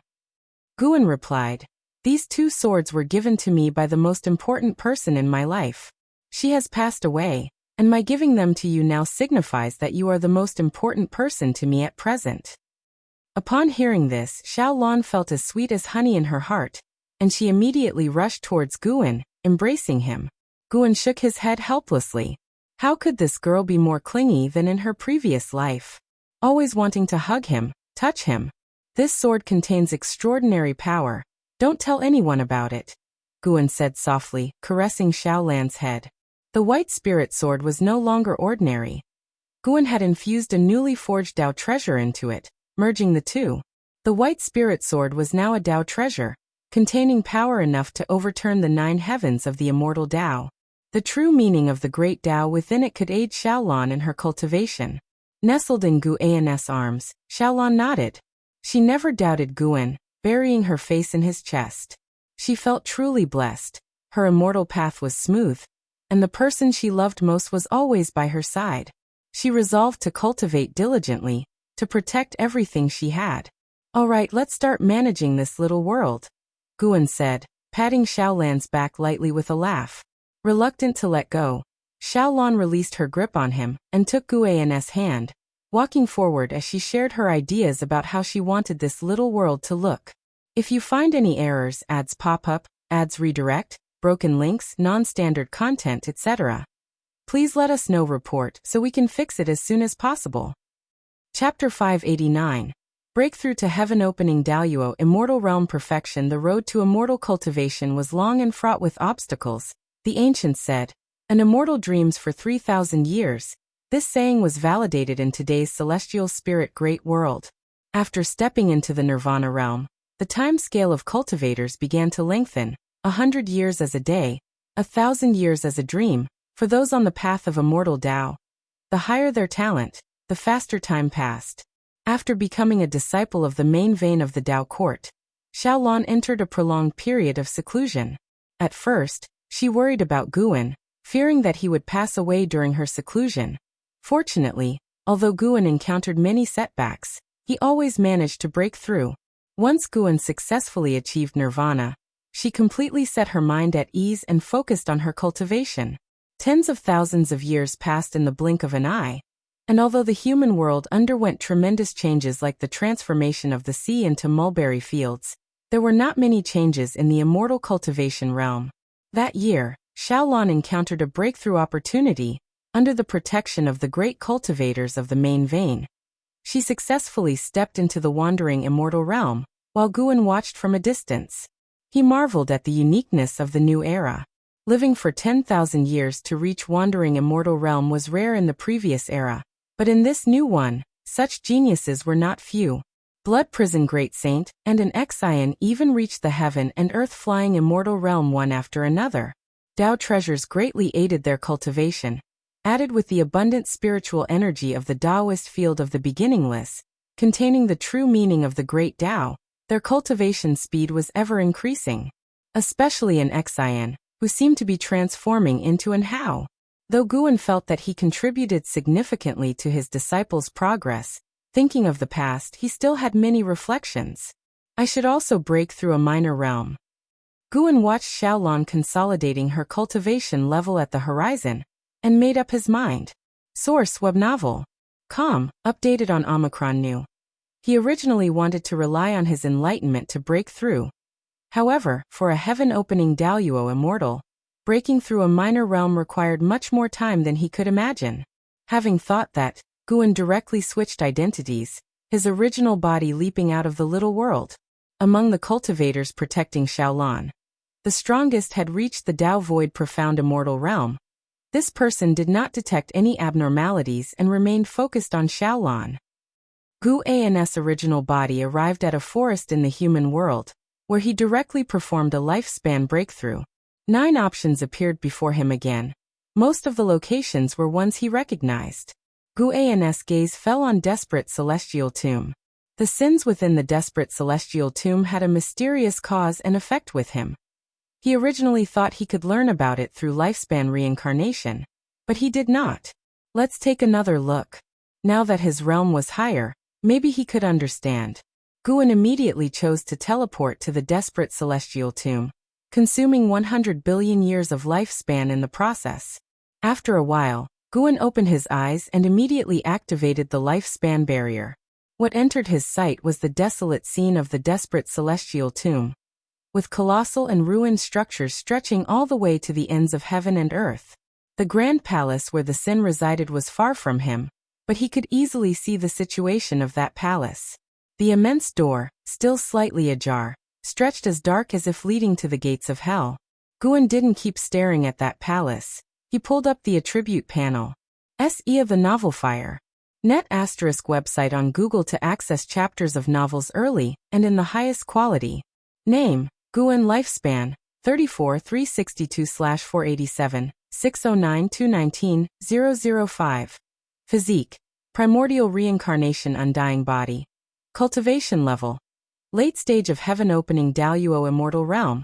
He directly invested lifespan into his cultivation level, in increments of 100 billion years each time.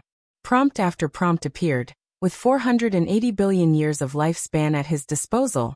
Guan barely heeded the failure notifications. Eventually, after spending 110 billion years of lifespan, he successfully reached the perfection of heaven-opening Daoyuo Immortal Realm. Next would be observing the consumption of the lifespan barrier. Vast spiritual energy surged from the ground. Almost instantly, Guan was enveloped by golden illumination of the great Tao. The Tao spiritual energy of the entire Desperate Celestial Tomb showed anomalies, and even the Tao rules trembled. Now that he was a heaven-opening Daoyuo immortal, the disturbances he caused far exceeded those of before, and more ancient buildings began to tremble. The ground heaved with sand, moving as if it had sentience, appearing like a yellow cloth rising. Since it was a breakthrough in a minor realm, Guan didn't need to be completely focused on the breakthrough. He divided his attention towards the grand palace where the Sin resided. Time ticked by. In half an hour, Guan would succeed in his breakthrough. Yet halfway through, the Sin still did not appear. Could something have gone wrong? Guan thought silently. Even when he succeeded in his breakthrough, the Sin never emerged from that grand palace. The lifespan barrier consumed nearly 500 billion years of lifespan, which stung quite a bit for Guan. The higher the realm, the greater the lifespan barrier's consumption, and for safety, he activated the lifespan barrier every time he broke through. The reason for this was quite simple. Guan enjoyed observing others, and he spied on existences of lower realms without being detected, so naturally, there must be existences stronger than him who also enjoyed spying on those weaker than themselves. The purpose of the lifespan barrier was to prevent him from being observed while gaining strength. This was crucial. Guan could reach this point today. Those enemies he had defeated found it incredible, and the lifespan barrier played a critical role in this. Guan felt disappointed that he hadn't seen Zue. Although the Desperate Celestial Tomb was constantly showing signs of disturbance, there seemed to be no signs of living beings, not even ghosts or evil spirits. Once Gu An's cultivation level had stabilized, he stood up. Before leaving, he covered the entire Desperate Celestial Tomb with his divine sense. Since it was a tomb, something must have been buried here. The grand palace where Zue resided wasn't the most mysterious. At the center of the world, Guan spotted a deep hole over 1,000 miles in diameter, bottomless and swirling with a special Tao spiritual qi. This was the first time Guan, who had begun to understand different Tao, had encountered such Tao spiritual qi. It was eerie, ominous, and sent shivers down one's spine. Even Guan, who had reached the perfection of the heaven-opening Daoyuo immortal realm, had an intuition not to come into contact with this Tao. He was about to teleport back when he suddenly sensed movement. Something in the deep hole was rushing towards the surface. As it ascended, the invisible and intangible Tao spiritual qi surged like erupting core fire, unstoppable. The ground began to tremble violently. Guan wasn't panicking. He stood within the lifespan barrier, hidden from detection, but he still prepared to teleport away immediately if needed. With a bang, sand flew upwards from the ground violently. The clouds at the horizon dispersed, and an object burst out of the deep hole, aiming to break through the sky. However, when it reached a certain height, it was stopped by an invisible barrier. Narrowing his eyes, Guan saw that it was a forefinger, dark red throughout, with a tip sharp as a knife, 1,000 feet long, emanating a terrifying aura. The might displayed by this forefinger was not inferior to the early stage of the Taiqing Golden Immortal Realm, but the Tao spiritual qi surrounding it was even more dreadful. After being halted, the forefinger fell down, eventually crashing into a ruined temple and raising a cloud of dust tens of thousands of feet high. Guan used the lifespan detection on this finger, but found nothing, indicating that it wasn't a living being. He turned his head in another direction. A faint aura emitted from the grand palace where Zue resided. Soon, a figure peeked through the door crack. He still appeared to be just over 10 years old, unchanged from the last time Guan had seen him. Zue, Nirvana Realm 0/9999/9999. His age was still 0, his lifespan and maximum lifespan unchanged. Guan grew more curious. What exactly was this state? Under his gaze, Zue took a deep breath, as if bracing himself, and then ran towards the direction where the 1,000-foot forefinger had fallen. The little guy was fast, covering 100 miles in one step, as if blinking across space. Before long, he reached near the 1,000-foot forefinger, slowed his steps and cautiously approached. When he stood before the 1,000-foot forefinger, it was as if facing a giant mountain. He reached out to touch the 1,000-foot forefinger. Guan frowned and subconsciously looked down at his own right forefinger. He actually felt his forefinger being touched. With his high cultivation level, he couldn't be mistaken. Could this 1,000-foot forefinger be his own? As Zue touched the 1,000-foot forefinger, his eyes welled up, and he murmured something in a language not of the celestial spirit great world. As his tears fell on the 1,000-foot forefinger, the bizarre Tao spiritual qi on the finger surged towards him, seemingly wishing to transform him into another kind of creature. Guan's eyebrows furrowed. He felt a strong sense of cause and effect. That was not his finger. It belonged to an old acquaintance, not from his past life but from his reincarnation body. It was Fairy Yaoxian, who he had met in his previous lifespan reincarnation. Fairy Yaoxian, in her attempt to save his reincarnation body, the Emperor of Eternal Life, had fallen into the Tao, condemned to eternal oblivion, her cause and effect hard to trace. If it weren't for the Emperor of Eternal Life using the power of the great cause and effect steel, it would have been impossible to capture even a sliver of Fairy Yaoxian's cause and effect. Through Shenzhen, the Emperor of Eternal Life sent Fairy Yaoxian's cause and effect to Guan, the real persona, which established a causal relationship between Fairy Yaoxian and Guan. This process, too complex to be captured by the naked eye, was nonetheless real. As the relationship between Guan and Shenzhen deepened, his sense of cause and effect connected to Fairy Yaoxian also strengthened. He became increasingly certain that the 1,000-foot forefinger was indeed Fairy Yaoxian's. If so, what was the relationship between Zue and Fairy Yaoxian? Could it be? If you find any errors, ads pop up, ads redirect, broken links, non-standard content, etc., please let us know report so we can fix it as soon as possible. Chapter 590 The Origin of the White Spirit Sword Gu, and recalled the life of the Emperor of Eternal Life, and indeed, he had a relationship with Fairy Yaoxian. With their cultivation levels, whether they conceived a child depended on their will. He felt that the child was likely the Emperor of Eternal Lives, and that was why he felt some sort of cause and effect relationship with the child. As his cultivation level broke through, this feeling grew even stronger. He continued to watch the child, whose hands were pressed against the thousand-zhang index finger, weeping softly. The child didn't seem to feel some force entering his body. He was only indulging in venting his emotions. Guan was curious in his heart whether a lifespan breakthrough could teleport someone out. Just as this thought arose, he received an answer. No. This answer inexplicably appeared in his mind, probably a response from the lifespan breakthrough. With the answer, he dared not act rashly. The desperate celestial tomb was not simple. This place was like a sealed land, unable to be exited directly. As time passed, the child stopped crying. He leaned against the finger wall, slowly closed his eyes, and seemed to fall into a deep sleep. Guan began to deduce the child's destiny, but just as before, he couldn't calculate anything. He again looked toward the thousand-zhang index finger, and continued to deduce. Source, web novel. Com updated on N0 New. Guan suddenly made a sound of surprise, and his expression turned grave. This thousand-zhang index finger would later break out of the desperate celestial tomb, and descend onto the great thousand world. It would bring a great catastrophe to all heavens and myriad realms. Guan saw countless beings fall into evil, and he saw a dark force swallowing up pieces of the great thousand world. He stopped deducing, his brow deeply furrowed. This index finger belonged to Fairy Yao Xian.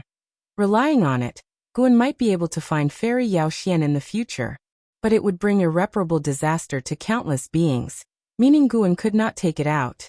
After much thought, Guan decided to leave the thousand-zhang index finger, and the child be for the time being. To prevent himself from wavering, Guan chose to teleport back.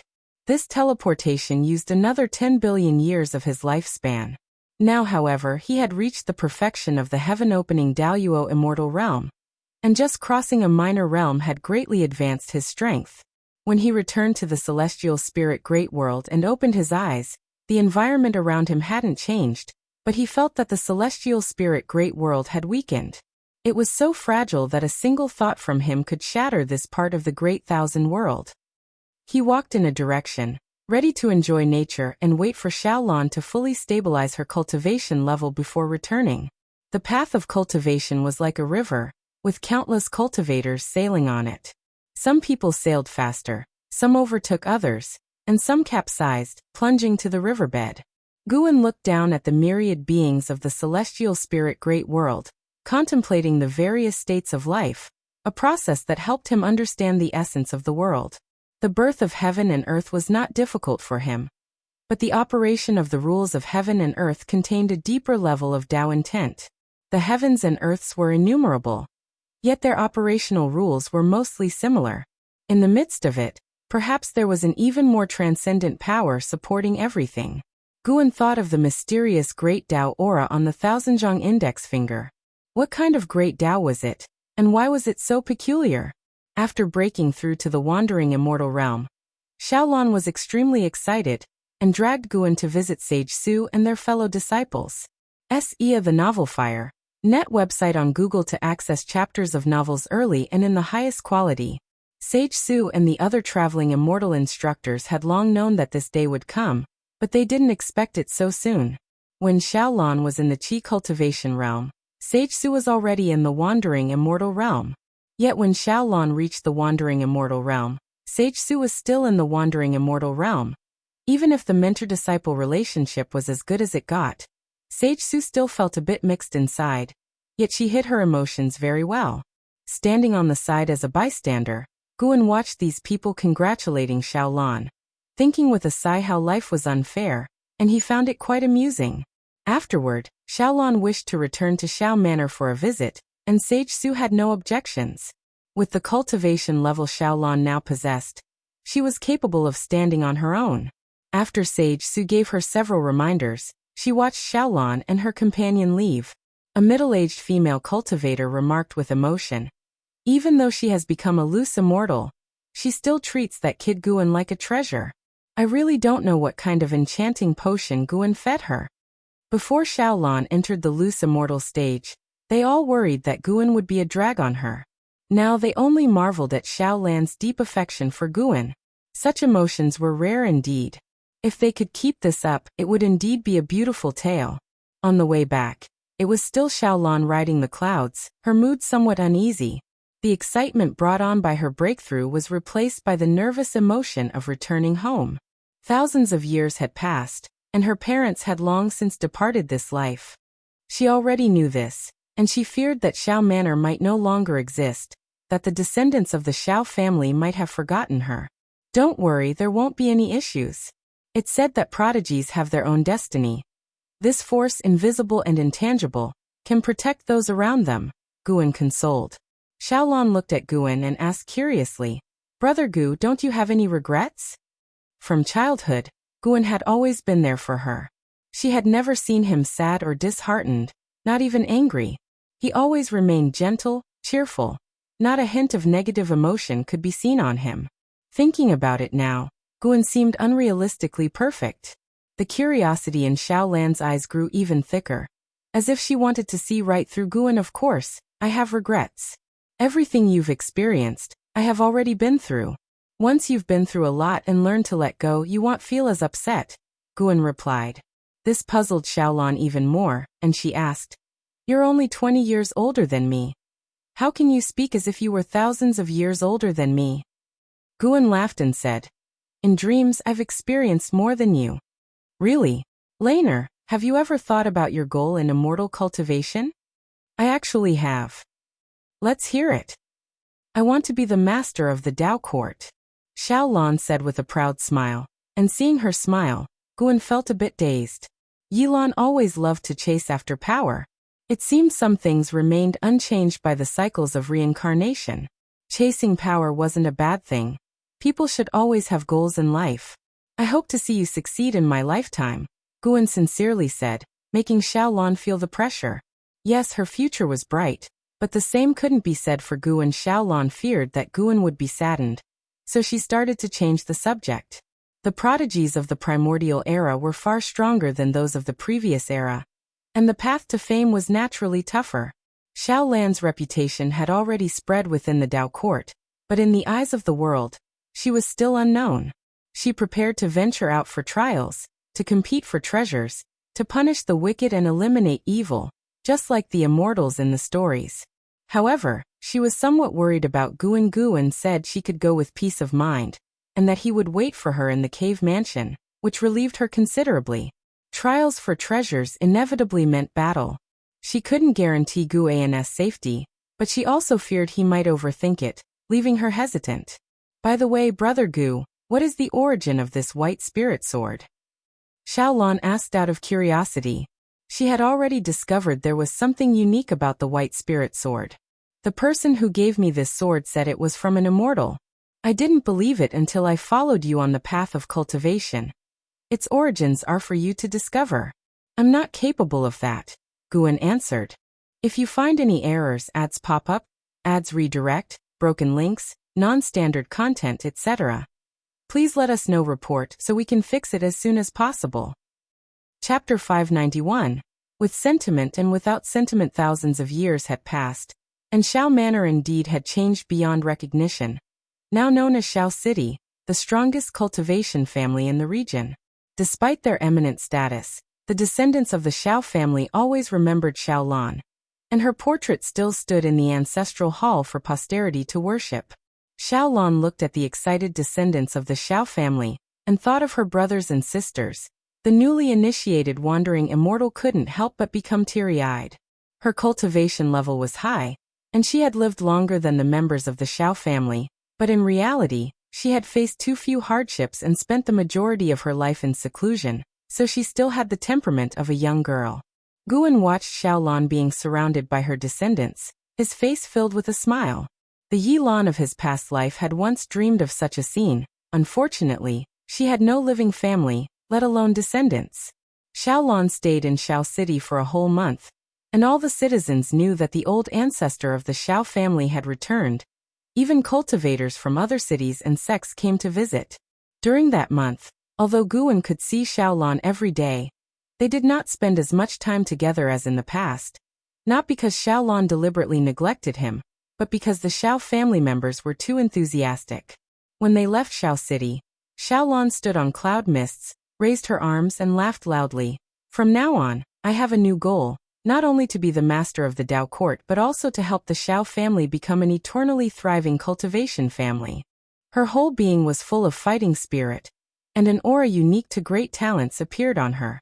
As for Xiao Lan's lofty ambition, Guan thought it was good, as it was a common human sentiment, just like how he would take care of the supreme sect.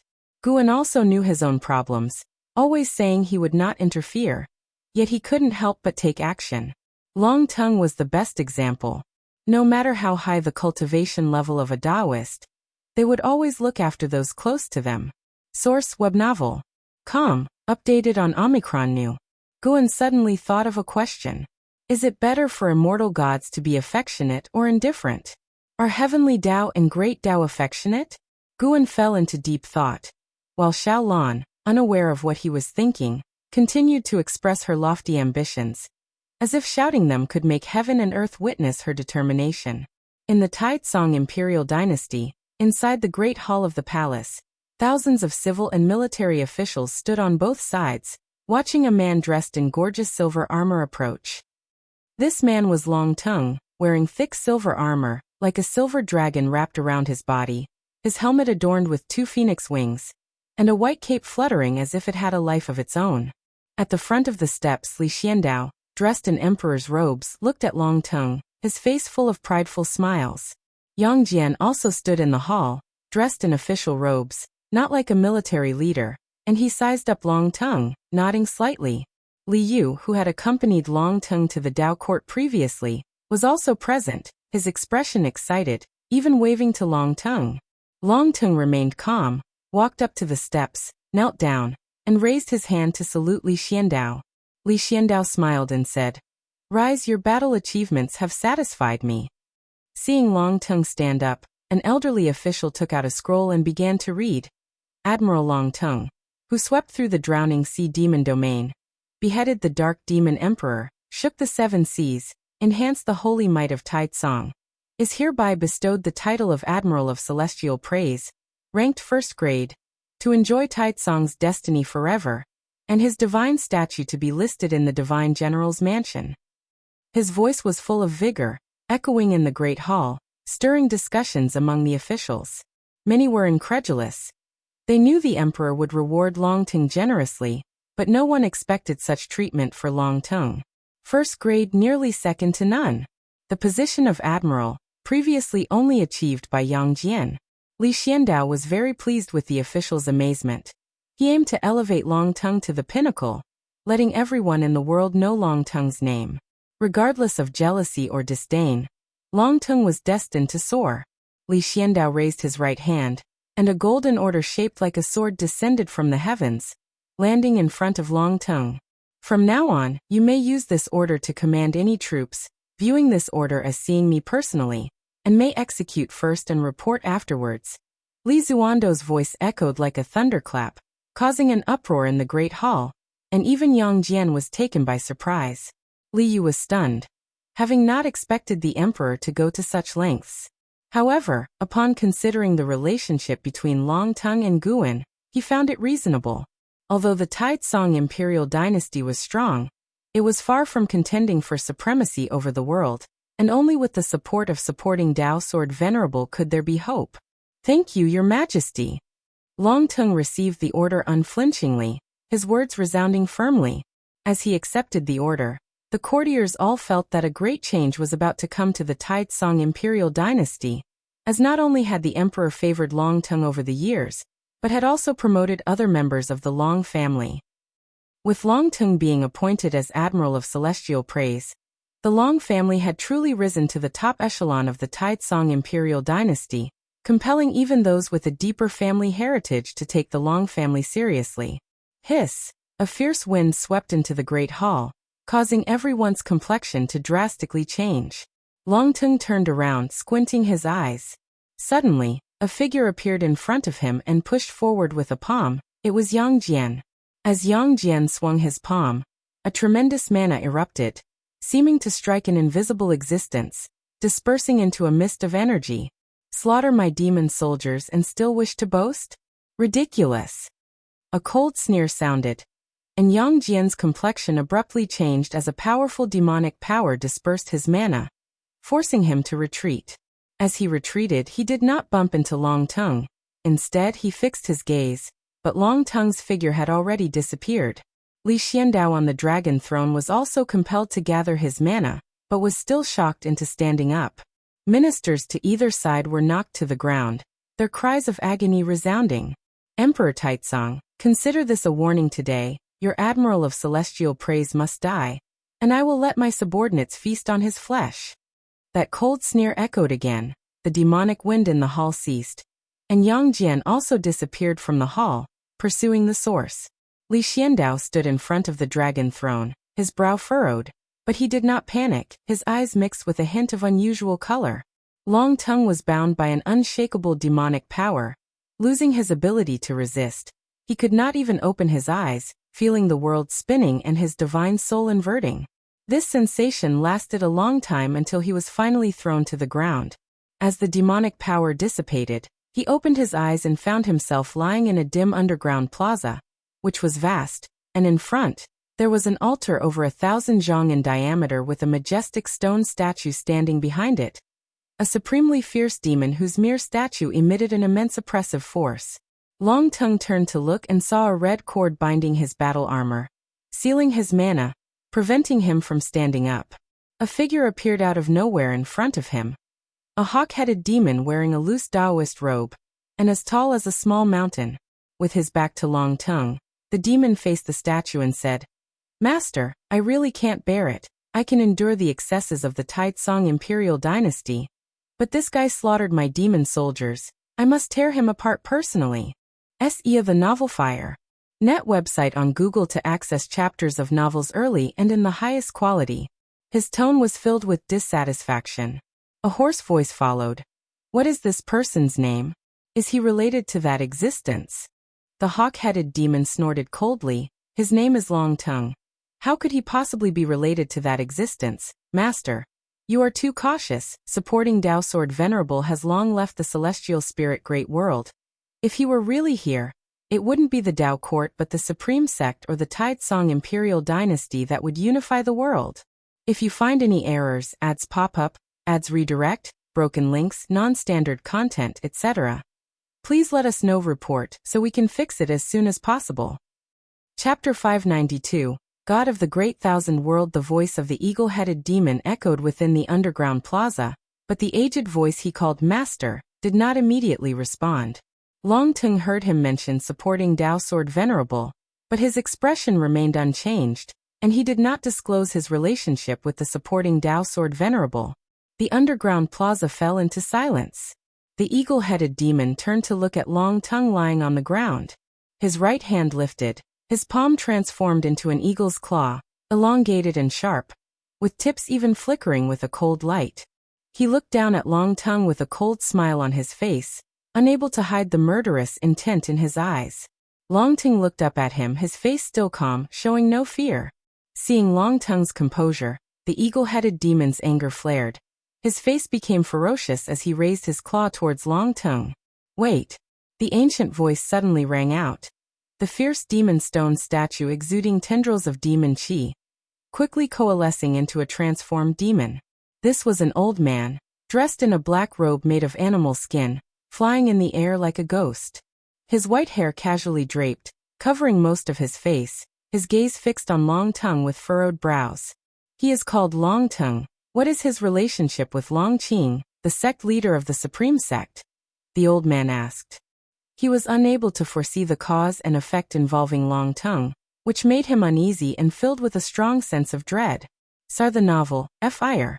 Et website on Google to access chapters of novels early and in the highest quality. He felt a disaster was imminent. The eagle-headed demon turned to look at his master, frowning. Even if he is related to the sect leader of the supreme sect, so what? When the outer heaven power attacked before, the supporting Dao Sword Venerable did not appear, and over these years, descendants of the Long family have been harmed without all their adversaries being destroyed. He knew the identity of the sect leader of the supreme sect, a disciple of the supporting Dao Sword Venerable. But the disciples of supporting Dao Sword Venerable were not limited to one, Yang Jian included. When Yang Jian assisted the Taizong imperial dynasty in its conquests, He too had been captured by great powers, surviving countless life and death ordeals, never witnessing supporting Dao Sword Venerable in action. There were still enemies of Yang Jian roaming free, which was why the eagle-headed demon felt his master was too cautious. He even thought that his master was terrified by the supporting Dao Sword Venerable, lacking the spirit of a free immortal. The black-robed demon flickered, appearing before Long Tongue, the eagle-headed demon turning as well. What is your relationship with the Supreme Sex Long family? The black-robed demon sternly asked Long Tongue. Long Tongue snorted. Kill or shred, I will heed your decision. He could tell this demon was deeply wary of the supporting Dao Sword Venerable, and he did not want to disgrace his ancestors. His attitude made the black-robed demon even more nervous, completely a stance full of confidence. The eagle-headed demon frowned. Master, let me kill him. The black-robed demon turned to look at him, his eyes fierce, deep voice declaring. If you dared, you would have killed him already. Why bring him before me? Isn't it because you're also uncertain and want your master to take the pressure off you? The eagle-headed demon's eyes widened, wanting to retort, but facing his master's gaze, he held back. Indeed, as his master said, although he was angry, deep down he did not scorn as he claimed verbally. If he truly feared no retribution from the supporting Dao Sword Venerable's legendary influence, he wouldn't have just watched Long Tongue slaughter demon soldiers. The more he thought about it afterward, the angrier he got, so he couldn't help but go to the Taitsong imperial dynasty when he heard Long Tongue was being enthroned. And he blew up in rage, thus capturing Long Tongue. He was a divine thought true immortal, before whom Long Tongue had no power to resist. Moreover, you've underestimated the Taitsong imperial dynasty. Someone has already caught up, the black-robed demon coldly remarked, his tone icy. The eagle-headed demon's face turned gloomy. The black-robed demon looked back at Long Tongue, and for some reason, seeing Long Tongue's calm face made him increasingly anxious. He also started to get angry. Idiot! How could you cause such a huge disaster? In today's world, a great era of strife with treasures emerging endlessly, he too needed demons to help him, which is why he supported this disciple. Now he regretted it. The black-robed demon took a deep breath and said, Send him back. He must not be harmed at all. What? The eagle-headed demon's face changed drastically, its eyes filled with disbelief and anger as it looked at its master.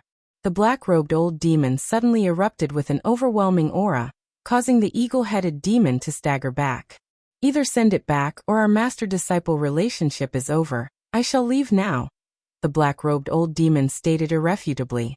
Upon hearing this, the eagle-headed demon panicked. Long Tongue watched the feud between the master and disciple, finding it noisy. Two useless creatures. Long Tongue wasn't panicking after being captured, not because he had something to rely on, but because he wanted to die, to plunge into reincarnation.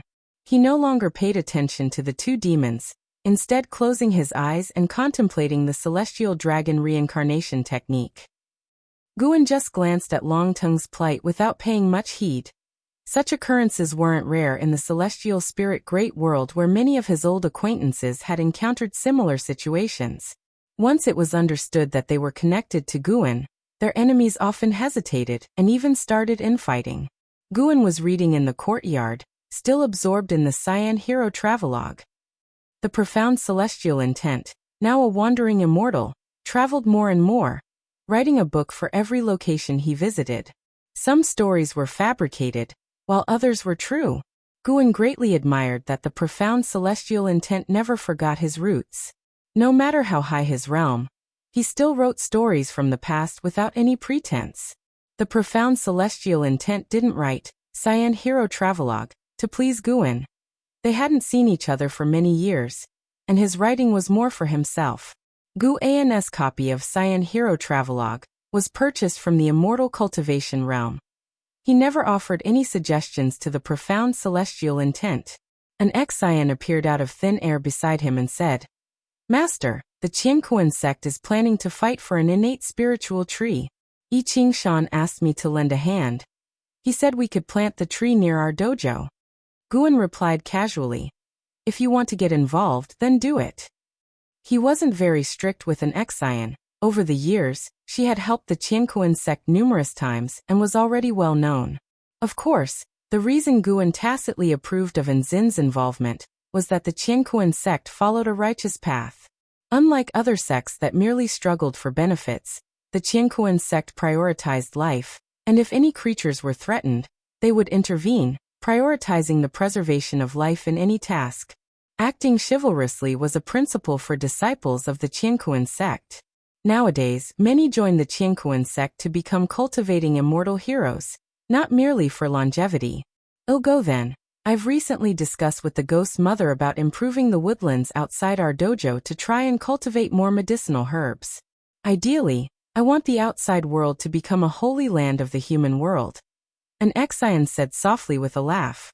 She was now in the heaven and earth flying immortal realm, holding the Tao treasure, the six paths mirror, capable of contending against all beings in the 9 heavens of the immortal path. Guan nodded slightly, his attention still on the book. An Exian glanced at the book cover and thought to herself, the same book again, how can he never tire of it?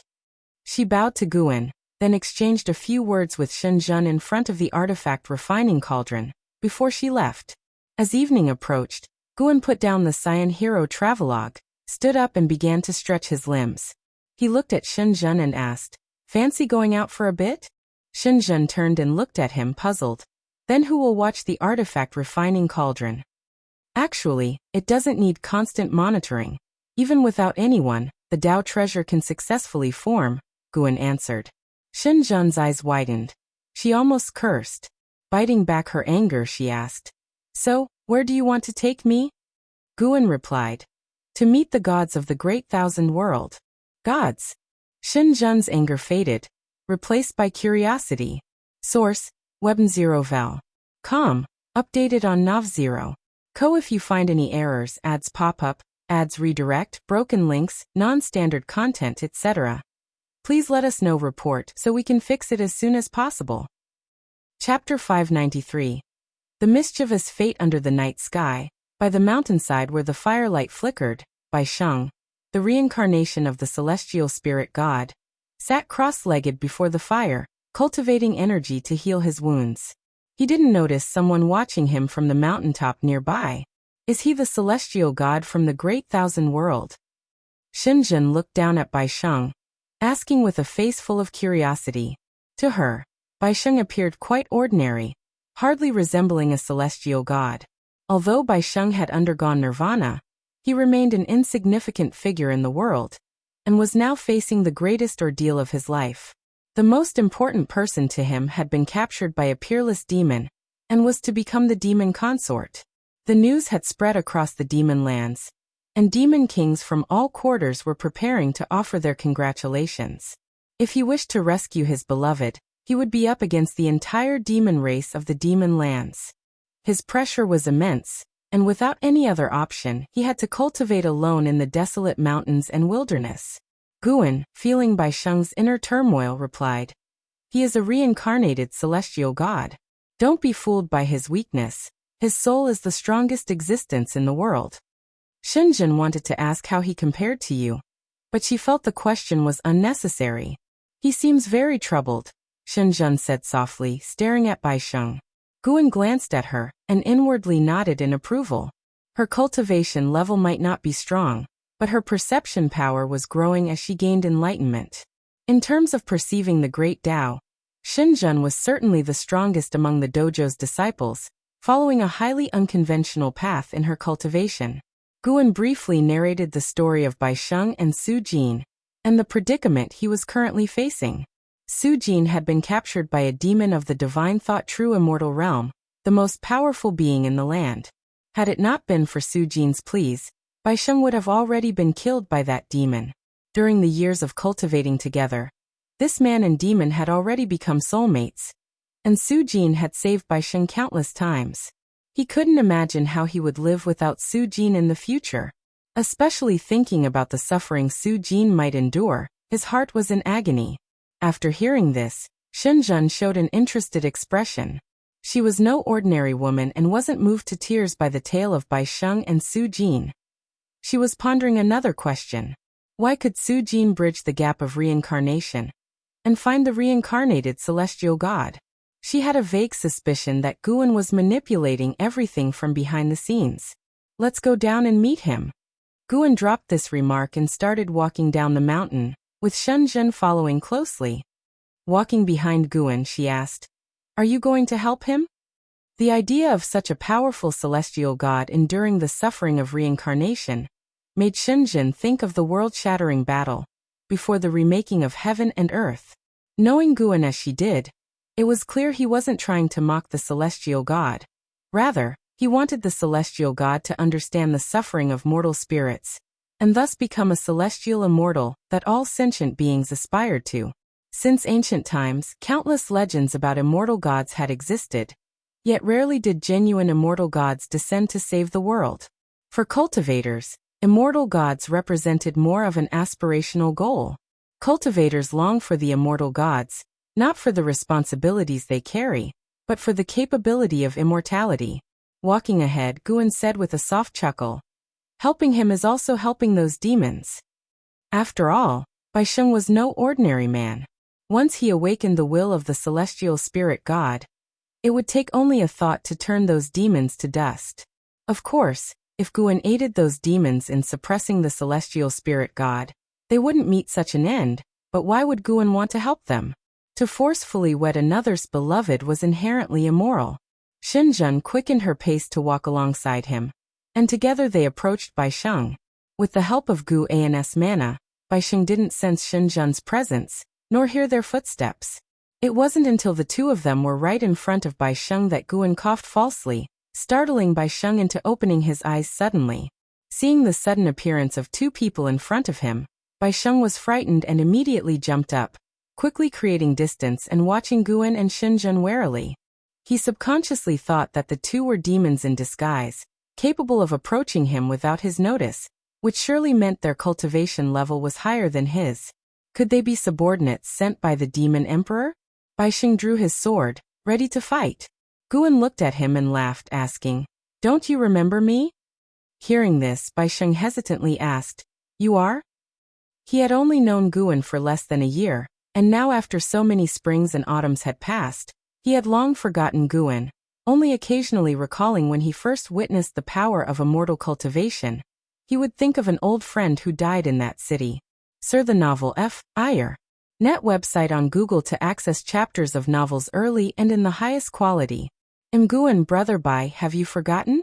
I accompanied you to the imperial examination and even taught you swordsmanship. Guan said with a wry smile. After hearing this, Baisheng concentrated and quickly widened his eyes.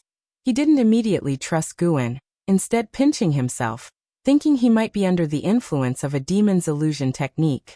Shenzhen covered her mouth to conceal her laughter at his actions. Guan patiently explained, "We are not transformed demons. If we were as you suspect, we wouldn't bother deceiving you. We would just kill you." Baisheng thought it made sense, but he was completely unprepared for the fact that someone from his memory, long thought dead, was still alive and standing in front of him. He overlooked one detail, that Guan somehow knew what he was thinking. "Brother Gu, where did you go back then?" Baisheng asked awkwardly, the passage of time having erased his recollection of the feeling of their companionship. Guan sat in front of the fire, and gestured for Baisheng to come back. Shenzhen sat next to Guan with poise, appearing like an immortal goddess from heaven, her knees pointing towards Guan, clearly positioning him as the principal figure. Baisheng took a deep breath, returned to the fire. He was at his wit's end, and if he could not save Su Jin, life would be meaningless. His eyes became resolute, and he resumed his seat from before. "Talking about me is pointless. Do you want to save Su Jin?" asked Guan, picking up a stick and poking at the fire as he spoke. Baisheng's eyes lit up, asking, "Do you have a way? As long as you can help me save her, I'm willing to pay any price." Guan looked at him, his gaze sharpening. "What if it meant your death?" "I'm willing," Baisheng answered without hesitation. Guan continued, "If you die, she might marry someone else. How would that be any different from now? That demon doesn't want to kill her." Baisheng's complexion changed slightly, but he still said through gritted teeth, "It's different.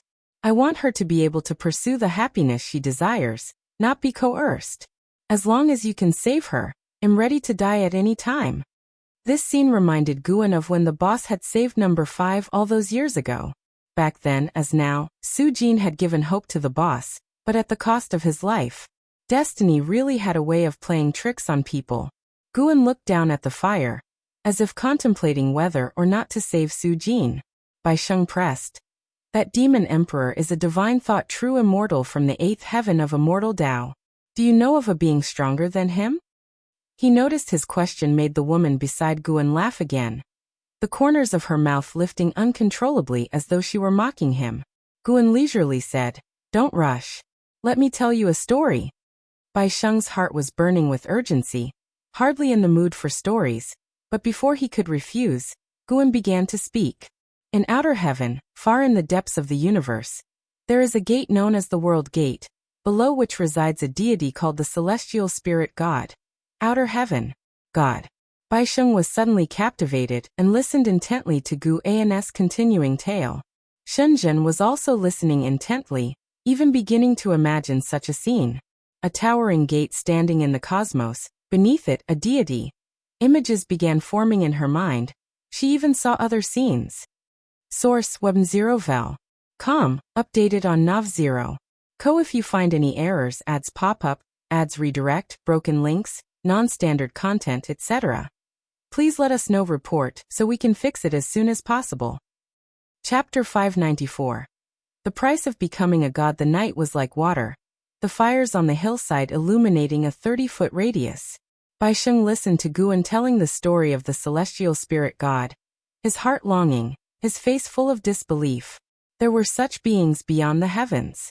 The resolute, almost invincible celestial spirit god filled Bai Sheng with admiration. Even the strongest gods have desires, said Guan with a sigh. For the sake of the ultimate treasure, he decided to destroy the great thousand world. And for that he paid a painful price, cast into reincarnation by a greater power, to undergo the suffering of mortal spirits. Listening to this, Bai Sheng's thoughts churned dramatically.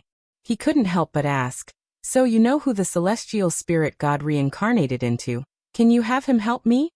In his eyes, the 9 heavens of the immortal path was the pinnacle of immortal cultivation. The great demon who had reached the 8th heaven was already unparalleled, so surely the celestial spirit god must be of the 9th heaven cultivation level. Why would Guan bring up the celestial spirit god for no reason? He must have a way to find the celestial spirit god.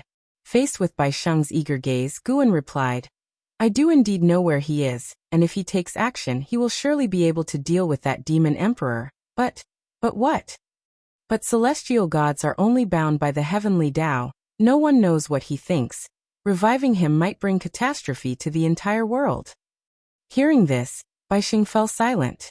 He felt that Su-jin was most important, but to gamble the freedom of all living beings on Su-jin's freedom was far too selfish. Search * the novel F.I.R. Net website on Google to access chapters of novels early and in the highest quality. He admitted he was no great philanthropist. He could be selfish, but he could not hurt innocent people. Shenzhen watched Bai Sheng caught in his dilemma, finding it amusing, wondering whether Bai Sheng's feelings for Su-jin would change after he had restored the will of the celestial spirit god. Bai Sheng gritted his teeth and asked, "Is there no other way? The lives of all living beings, including me, including Su-jin, and including all of you. If saving them requires such a cost, it's meaningless." Guan said with profound meaning, "Of course there is, and that is for you to convince the celestial spirit god to change his views, to become the god that all living beings want." "How could I possibly do that?" Bai Sheng asked with a frown. Upon entering the immortal cultivation realm, he felt his own mediocrity. There were far too many people in this world with far greater talent than him. He had only come this far by the help of Su-jin. Could someone like him persuade a celestial god? He didn't see himself as the protagonist of a story. He looked at Guan, anxiously awaiting an answer, but Guan didn't respond, just staring at him with a smile that wasn't quite a smile, which confused him even more. Suddenly Bai Sheng had a thought, his face turned pale, and his eyes widened. His body began to tremble. Could I be the reincarnation of the celestial spirit god? Bai Sheng struggled with the turmoil in his heart and asked cautiously. Guan met his gaze and said, If you become him, Su Jin will not be as important in your heart, but your will could make him help you save Su Jin. At those words, Bai Sheng's face darkened. Don't worry, you still have time to choose. The long night stretches before us. Why not think about this life? As Guan spoke, he raised his hand, and a plump chicken, plucked clean of feathers, appeared in his hand, and he began to roast the chicken. Shenzhen added from the side, "Sprinkle on more cumin." This was the first complete sentence she had said in front of Bai Sheng. Bai Sheng looked at the plump chicken in Guan's hands, his thoughts drifting off to a time long ago. Deep within a tranquil palace, Su Jin sat in front of a large bronze mirror, looking at her own beautiful reflection with hollow eyes. She began to feel weary.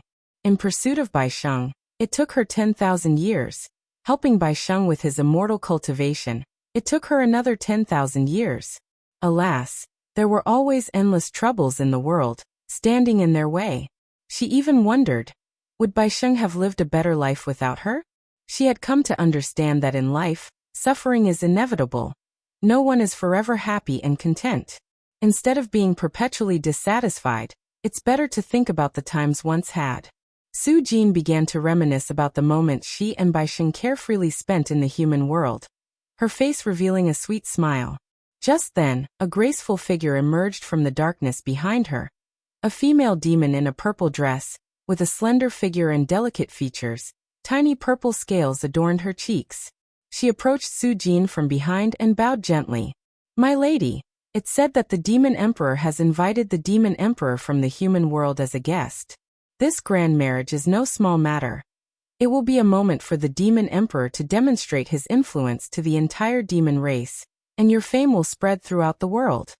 The purple-dressed female demon spoke softly, her voice filled with admiration and longing. Su Jin replied calmly, "It seems the Emperor has even bigger ambitions. Yes, there are countless demon emperors and demon kings in this world. The human race has the Tao court to unite all, but the demon race doesn't have an absolute ruler yet. The Emperor wants to become such an existence," continued the purple-dressed female. Su Jin remained silent, listening to her talk about the affairs of the demon race. She felt a pang of emotion inside. Indeed, the world was so vast. To have managed so many years of joy with Bai Sheng was already extraordinary. How many loving couples could stay together for so long? She knew Bai Sheng would come to rescue her again, but he wouldn't be able to take her away. The only way to save him was to let go of their love. Su Jin's gaze gradually became cold. She was burying her love deep within her heart. "By the way, my lady, a celestial has recently appeared in the city. He claims to be a servant of the heavenly Tao, serving the true celestial gods. He says an celestial god will be born within our demon city. The Emperor values him highly, allowing him to wander the city freely. It's hard to tell if it's true or false," pondered the purple-dressed demon, chin in hand. Su Jin became interested and asked, "A celestial? What's his name?" "He calls himself the Taoist Celestial." "Taoist Celestial? Sounds quite rebellious." "My lady, be careful not to speak carelessly in case he hears you." It was a sunny day, no wind, no rain. Guan, Shenzhen, and Bai Sheng stepped through the gates of the demon city, awestruck by the magnificent streets ahead of them. Shenzhen was utterly captivated. "I never imagined the land of the demon race could be so thriving, and there are also many cultivators coming and going," mused Shenzhen. The demons here were great demons capable of transformation. At first glance, the city seemed like one of the human race, but a closer look revealed many still had characteristics of their original demon forms. The city was vast and limitless, with mountains and uneven terrain within, the streets noisy with clamor, and the skies crowded with various mounts and magical treasures flying past, dazzling onlookers. Bai Sheng had also come to this demon city for the first time. Just witnessing its prosperity made him feel immense pressure. Not to mention cultivation level, the fact that the Demon Emperor could create such a city was beyond comparison with him. At least the opponent could bring prosperity to a region, but what about him? Apart from the cheap love he felt for Su Jin, what meaning did his existence hold in this world? Guan looked at Bai Sheng and smiled. "Whenever you're ready, you can start." Bai Sheng took a deep breath and said, "I want to look around a bit more before making a decision." Let's do it together. There's also someone in the city I'd like to meet, Guan said with a soft laugh, a playful glint in his eyes. He never expected that guy was still alive. Source: webn0vel.com. Updated on Nav0. Co. If you find any errors, ads pop up, ads redirect, broken links, non-standard content, etc., please let us know. Report so we can fix it as soon as possible. Chapter 595. I really thought you were him. HTML. Guan discovered traces of Wu Daoxian in this demon city. Wu Daoxian was the master of the Black Profound Emperor, and he incited the Black Profound Emperor to slay his reincarnation body. He, like the Black Profound Emperor, had died at the hands of the celestial spirit god, yet he had not truly fallen. Wu Daoxian tutored the Black Profound Emperor in the Taoist unique venerate skill. This cultivation technique was extremely exquisite, and Guan had imparted it to Jiang Shi and in Shengtian. With this skill, they were able to strive towards the golden immortal Tao fruit. It was worth mentioning that Zhu Shi also learned the Taoist unique venerate skill from the immortal seeker, suggesting that there was some connection between the immortal seeker and Wu Daoxian. Of course, there was also the possibility that this cultivation technique was related to the celestial court. Currently, Zhu Shi was roaming other great thousand worlds. The immortal seeker was nowhere to be seen, and yet Wu Daoxian surfaced first. He could feel that this Wu Daoxian was not the true self. His true self was hidden within a secret space on the path of the great Tao. The specifics of the location could only be explored after contacting his avatar. Wu Daoxian proclaimed that an immortal god would be born here, which piqued Guan's interest in him even further. Asterisk, could it be that he anticipated the revival of the celestial spirit god here? If that were the case, it would certainly be intriguing. Asterisk, Guan was not afraid of Wu Daoxian causing trouble. Wu Daoxian was not tolerated by the celestial court and had to hide everywhere, so it was unlikely he would collude with the celestial court. As for what sort of backing Wu Daoxian had, Guan was also quite interested. Baixing did not mind Guan's proposal. He walked ahead first, indifferent to the person Guan wanted to meet, as his mind was solely on Su Jin. Shenzhen and Guan followed behind him. Shenzhen used the sound transmission technique to ask, "He's so absent-minded, could he be willing to give up Su Jin?" "We'll know the answer today." Guan replied using the sound transmission technique. Asterisk, he looked at Baisheng's back and felt deeply moved. It wasn't Baisheng and Su Jin's relationship that moved him, but his brotherhood with Baisheng. He somewhat missed the days of exploring mountains and waters and drinking joyously with Baisheng. Baisheng did not know he was the supporting Tao Sword Venerable, treated him with less reverence, and had no ulterior motives. They had a sense of kindred spirits. Sadly, times change, and Baisheng had lost his carefree nature and had long forgotten him. Over 30,000 years had passed. Now the only one he could chat freely with was Shenzhen. Perhaps the loss of such companionship was the price of power. Asterisk, as Guan was sighing over the changes brought by time, the demon city grew increasingly lively. A strong wind swept through, startling the demons and cultivators on the streets as they looked up, only to see a large fish with black wings flying over the city walls and heading towards the distance. Its wingspan spanned thousands of feet, blocking out the sky and plunging the street where Guan and his companions stood into darkness. Baisheng, having seen much, was not surprised. But if he knew that there was a pavilion on the fish's back, with someone inside not weaker than the demon emperor, he would surely be shocked. The demon emperor of this city was named the Great Liang Demon Emperor. Although he was a divine thought true immortal in cultivation, he possessed clues to a heaven and earth ultimate treasure, which was why all the great powers came to celebrate. Heaven and Earth Ultimate Treasure was the immortal cultivation realm's term for the most powerful magical treasures. These treasures were rich with destiny, even capable of creating a world, harboring the power of heaven and earth. These Heaven and Earth Ultimate Treasures also originated from the battle court. Those who crafted them were all golden immortals, thus they contained world power. Guan did not harbor ill feelings towards the Great Liang Demon Emperor. Although this guy kidnapped Su Jin, he treated her politely and promised to only win her heart before taking her. The reason for holding the grand wedding in advance was because that Heaven and Earth Ultimate Treasure was about to be born. It was worth noting that people from the Dao court also came to congratulate the Great Liang Demon Emperor. Different realms had different circles. The Great Liang Demon Emperor could at most invite those in the Zizai immortal realm. Such beings were rare great powers in the world, and were considered ancient myths to mortal spirits.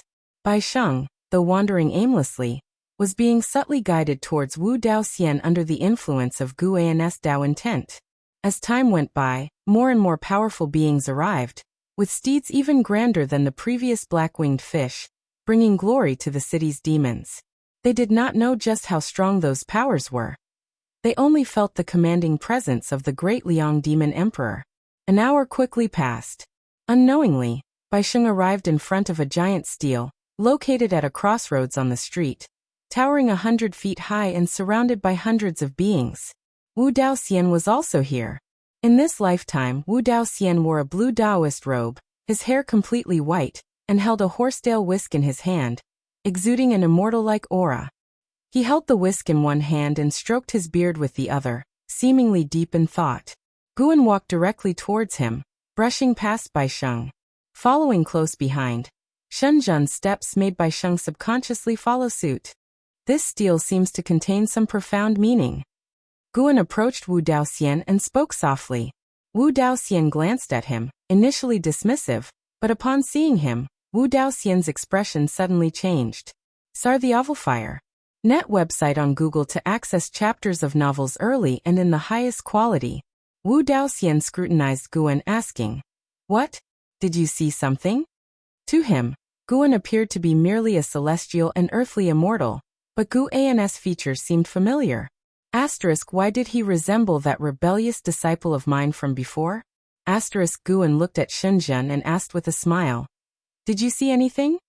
Upon hearing the question, Shenzhen began to seriously examine the 100-foot-tall stele in front. Wu Dao Xian kept his gaze on Guan, his eyes sharp, seemingly wanting to see through him. Bai Sheng stood at the back, inspecting Wu Dao Xian. He had seen many Daoists like Wu Dao Xian before, but he could feel that Wu Dao Xian had a certain hostility towards Guan. "I see a giant red tortoise. This stele is a piece of its shell." Shenzhen suddenly spoke, causing Wu Dao Xian to shift his gaze to her, eyes filled with surprise. This woman can actually see through it? Shenzhen continued to observe intently. She frowned and said, "The red tortoise is still alive, seeking to find this fragment of its shell."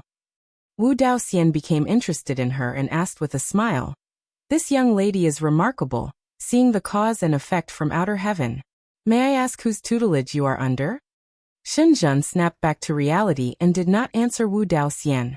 Instead, she looked towards Guan, giving an answer with her eyes. Wu Dao Xian turned his attention back to Guan and sighed. "Young brother, you bear a strong resemblance to a certain disciple of mine.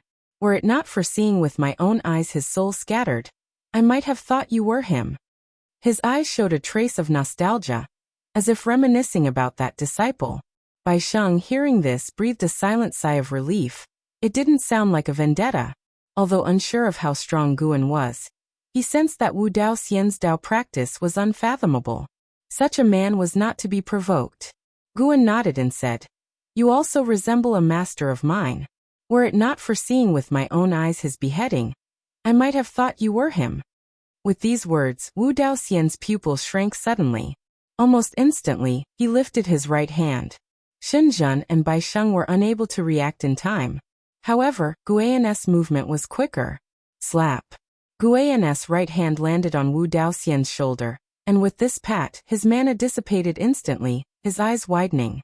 Source: Webm0val.com. Updated on Nav0. Co. If you find any errors, ads pop up, ads redirect, broken links, non-standard content, etc., please let us know. Report so we can fix it as soon as possible. Chapter 596. Innate Immortal Gods. Guan stared at Wu Dao Immortal, his eyes full of shock and anger. Because it wasn't his real body, he didn't despair. He stared intently at Guan and said in a deep voice, "I didn't expect you to still be alive." Guan pressed on him, saying, "I didn't expect you to be alive either."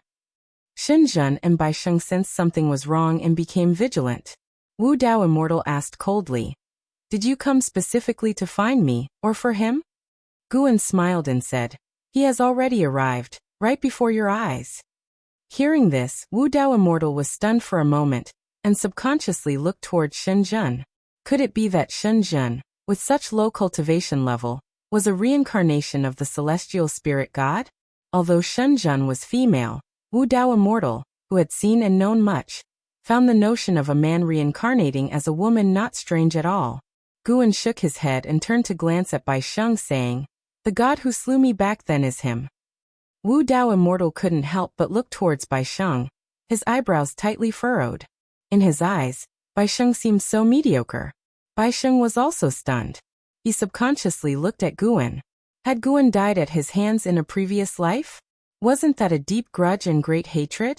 In such circumstances, why would Guan want to help him? Shen Zhen had not expected Guan to have such a past either, and inwardly sighed that indeed, behind invincibility was a difficult path. Wu Dao Immortal fell into silence, more concerned with what Guan wanted to do than the reincarnation of the celestial spirit god. This body was still too weak, unable to resist this young man's suppression. Wu Dao Immortal was annoyed, thinking of many years of grievances, his anger uncontrollably rising.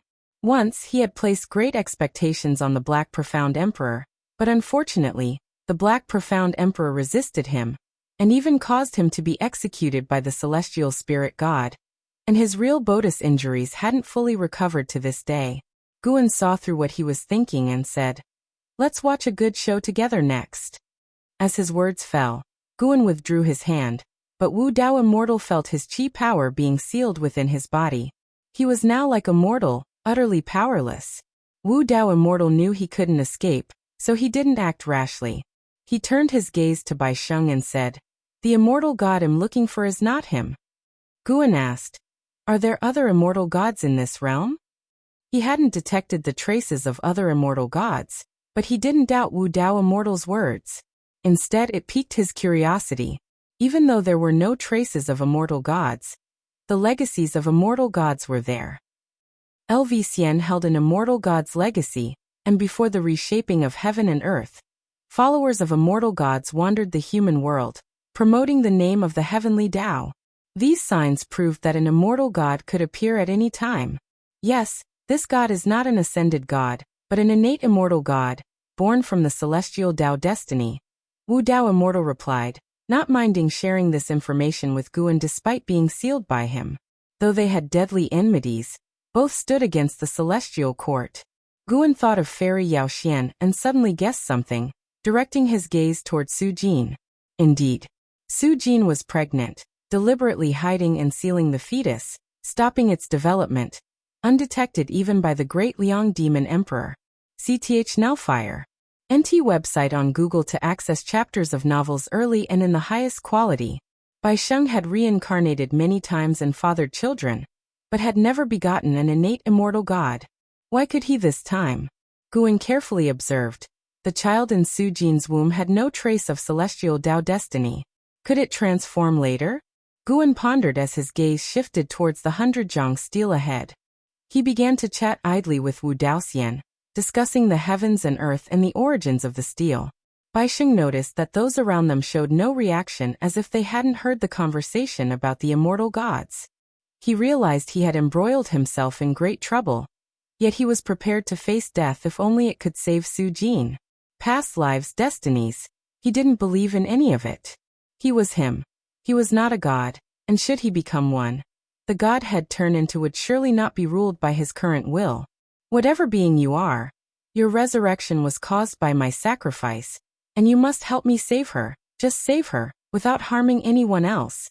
Bai Sheng silently recited this to himself, as though he were conversing with his own soul.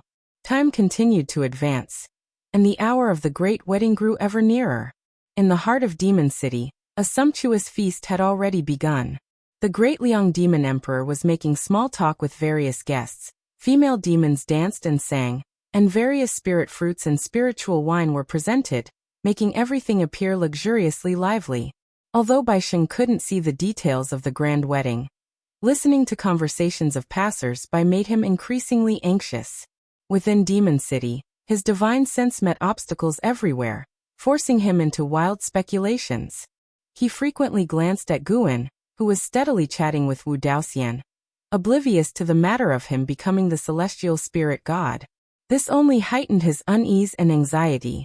Today is the great wedding day of the great Liang Demon Emperor and his beloved Su Jin. I thank all who have come to support this event. To make your journey worthwhile, I will present a heaven and earth ultimate treasure for all to experience the true meaning of the great Tao. Whether high or low in cultivation level, all may find a connection with the Tao. The voice of the great Liang Demon Emperor suddenly boomed through the city, interrupting the conversation between Guan and Wu Daoxian. Baixing immediately became desperate, unable to resist speaking out. Brother Gu, aren't we starting yet? Guan turned to look at him, asking, have you thought it through? Baisheng took a deep breath and said, I've thought it through, let me become him. Become the celestial spirit god. Hearing the voice of the great Liang Demon Emperor had driven him to lose all reason, with his only thought being to save Su Jin. Wu Daoxian also glanced at Baisheng, a sneer appearing in his eyes. Could the all-powerful, invincible celestial spirit god really be trapped by love? His gaze shifted back to Guan, thinking this youngster was definitely up to no good, playing such tricks on a celestial god. Hearing Baisheng's words, a change came over Guan's eyes, and Baisheng, meeting his gaze, felt the world spinning around him. At the same time, in central Demon City, on 1,000 steps, Su Jin stood next to the great Liang Demon Emperor under a red bridal veil, conducting herself with grace. The great Liang Demon Emperor, clad in a dragon-embroidered black robe and towering in stature with 2 horns amid his blood-red hair, merely standing there emitted an unrivaled aura. The great Liang Demon Emperor surveyed the expansive square below, where high platforms surrounded the perimeter, each occupied by beings whose cultivation level was no less than his. He was quite pleased with his pulling power. After today's grand event, his fame would spread across the whole world. He first aimed to make all demons across the world recognize his name, which would then pave the way for unifying the entire demon race. The news of the heaven and earth ultimate treasure stirred an uproar among the high platforms. Many demons and cultivators hadn't expected the great Liang Demon Emperor to unveil such a treasure directly. The great Liang Demon Emperor relished their discussions. Just as he was about to speak, a terrifying aura suddenly exploded from afar, surging to the skies. Boom! The entire demon city shook violently, causing the expressions of great demons and great cultivators to change as they all turned in the same direction. The smile on the great Liang Demon Emperor's face froze, his brows furrowing, a chill appearing in his eyes. Someone dared to challenge his authority, truly seeking death. Source: Webn0 val. Com. Updated on Nav0. Co. If you find any errors, ads pop up, ads redirect, broken links, non-standard content, etc., please let us know. Report so we can fix it as soon as possible. Chapter 597. Go meet God at the 100-yard steel. Hundreds of cultivators and demons looked towards Baisheng in shock. Baisheng's body burst forth with dazzling white light, his chi force like flames, his robes fluttering intensely, the light masking his features, making him appear quite divine and full of oppressiveness. Xinzhen's cheeks fluttered with her hair, her eyes widened, looking at Baisheng in surprise. Although she had known before coming that Baisheng would transform into a celestial spirit god, actually witnessing this scene still surprised her. She could feel Baisheng's soul transforming. A power that made her Tao heart tremble surged forth, unstoppable. Such a powerful presence was truly worthy of a celestial god. Xinzhen couldn't help but glance at Guan. She secretly wondered, just how powerful was Guan, who could have thrust such a formidable figure into reincarnation. Fellow Taoist Wu Dao was also surprised. He could tell that the celestial spirit god hadn't entered reincarnation willingly. Thinking back to 20,000 years ago, when the Great Thousand World underwent reconstruction, the celestial spirit god disappeared. Could it have been the Black Profound Emperor's doing? He looked towards Guan, filled with confusion. How exactly did this boy manage it? Baisheng, who was recovering his cultivation level, slowly floated upwards, attracting more and more beings to gaze at him. Figures appeared atop the buildings in all directions. Those were demon soldiers of the great Liang Demon Emperor, none with small cultivation levels, but upon seeing Baisheng, each showed a face full of fear. As Bai Sheng's aura grew stronger, powerful figures continuously appeared in the sky. On the steps above, Su Jin couldn't help but lift her veil. Her makeup exquisite, as beautiful as an immortal in a painting, her eyebrows furrowed. For some reason, this momentum felt vaguely familiar to her. She tried to remember, but couldn't recall where, and when she had felt such an aura before. "My beloved, don't panic, I will return momentarily," said the great Liang Demon Emperor in a low voice. Though his face didn't appear as calm as he felt inside, because that mysterious aura was rising too quickly, so much so that he couldn't remain seated. Just after speaking, he vanished from the spot. Su Jin still looked towards the sky where the aura soared, her pupils suddenly widening. She seemed to think of something. Boom! A gust of fierce wind came howling, making Su Jin's dress flutter violently. Time seemed to freeze. She instinctively glanced over, and saw a figure glowing with intense light standing next to her. In this figure's hand, held a demon. The Great Liang Demon Emperor. The Great Liang Demon Emperor was held by the throat by the glowing figure's right hand, lifted into the air, unable to break free, his face showing pain and anger. Su Jin's heart churned wildly, too late to think. The Great Liang Demon Emperor had just flown out and was captured. Even after living more than 20,000 years, she was stunned at that moment. Outrageous! A roaring shout shook heaven and earth. A great power cultivator from the Zizai immortal realm appeared next to the Great Liang Demon Emperor, wanting to rescue him. Accompanied by a deafening explosion, this great power cultivator was knocked back away, smashing through a palace and further buildings, disappearing into the distance. The glow on Su Jin's face faded. She gradually saw the true face of the person next to her, and she couldn't help but widen her eyes. This person was Bai Sheng. Bai Sheng looked no different from before, only his hair was disheveled and fluttering in the wind. His expression was so indifferent, his gaze towards the Great Liang Demon Emperor, as if looking at a dead man. How is this possible?" The Great Liang Demon Emperor spoke with a trembling voice, his tone filled with shock. He naturally recognized Bai Sheng. When Su Jin had pleaded for Bai Sheng before, Bai Sheng seemed no different than an insect in his eyes. Had it only been so long? Search *the novel_fire. At website on Google to access chapters of novels early and in the highest quality. Bai Sheng had actually rendered him unable to resist. He even felt that if Bai Sheng exerted force he would shatter. He had never felt such a terrifying sensation before. His heart was extremely fearful. "Bai!" Su Jin gazed at the indifferent Bai Sheng, murmuring to herself. At this moment, Bai Sheng was no longer Bai Sheng, but the celestial spirit god. The celestial spirit god glanced at her, furrowing his brow, the coldness in his eyes making Su Jin's heart ache deeply. More and more mighty figures appeared around. They were not aligned with the Great Liang Demon Emperor, but were there for the heaven and earth ultimate treasure. Who might you be? The heaven and earth ultimate treasure has not yet appeared. So why are you fellow Taoists in such a rush to act? Who is this person? I have never seen him before. Such aura has already surpassed the 9 heavens of the immortal path, and it is still rising. I feel like he is not here for the heaven and earth ultimate treasure. It's like he has just awakened from reincarnation tribulation.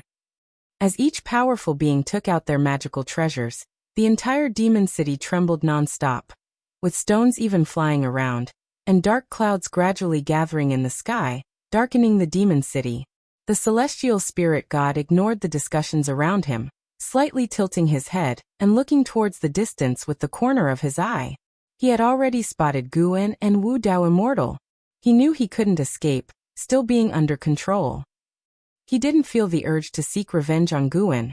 He was savoring the experiences of this lifetime. In fact, he was still Bai Sheng, feeling as though he had personally lived this life, just that his mindset had reverted to that of the celestial spirit god. A subtle feeling, yet not discordant at all. Su Jin mustered up her courage and asked again, "What exactly?" "I have already awakened the primordial will.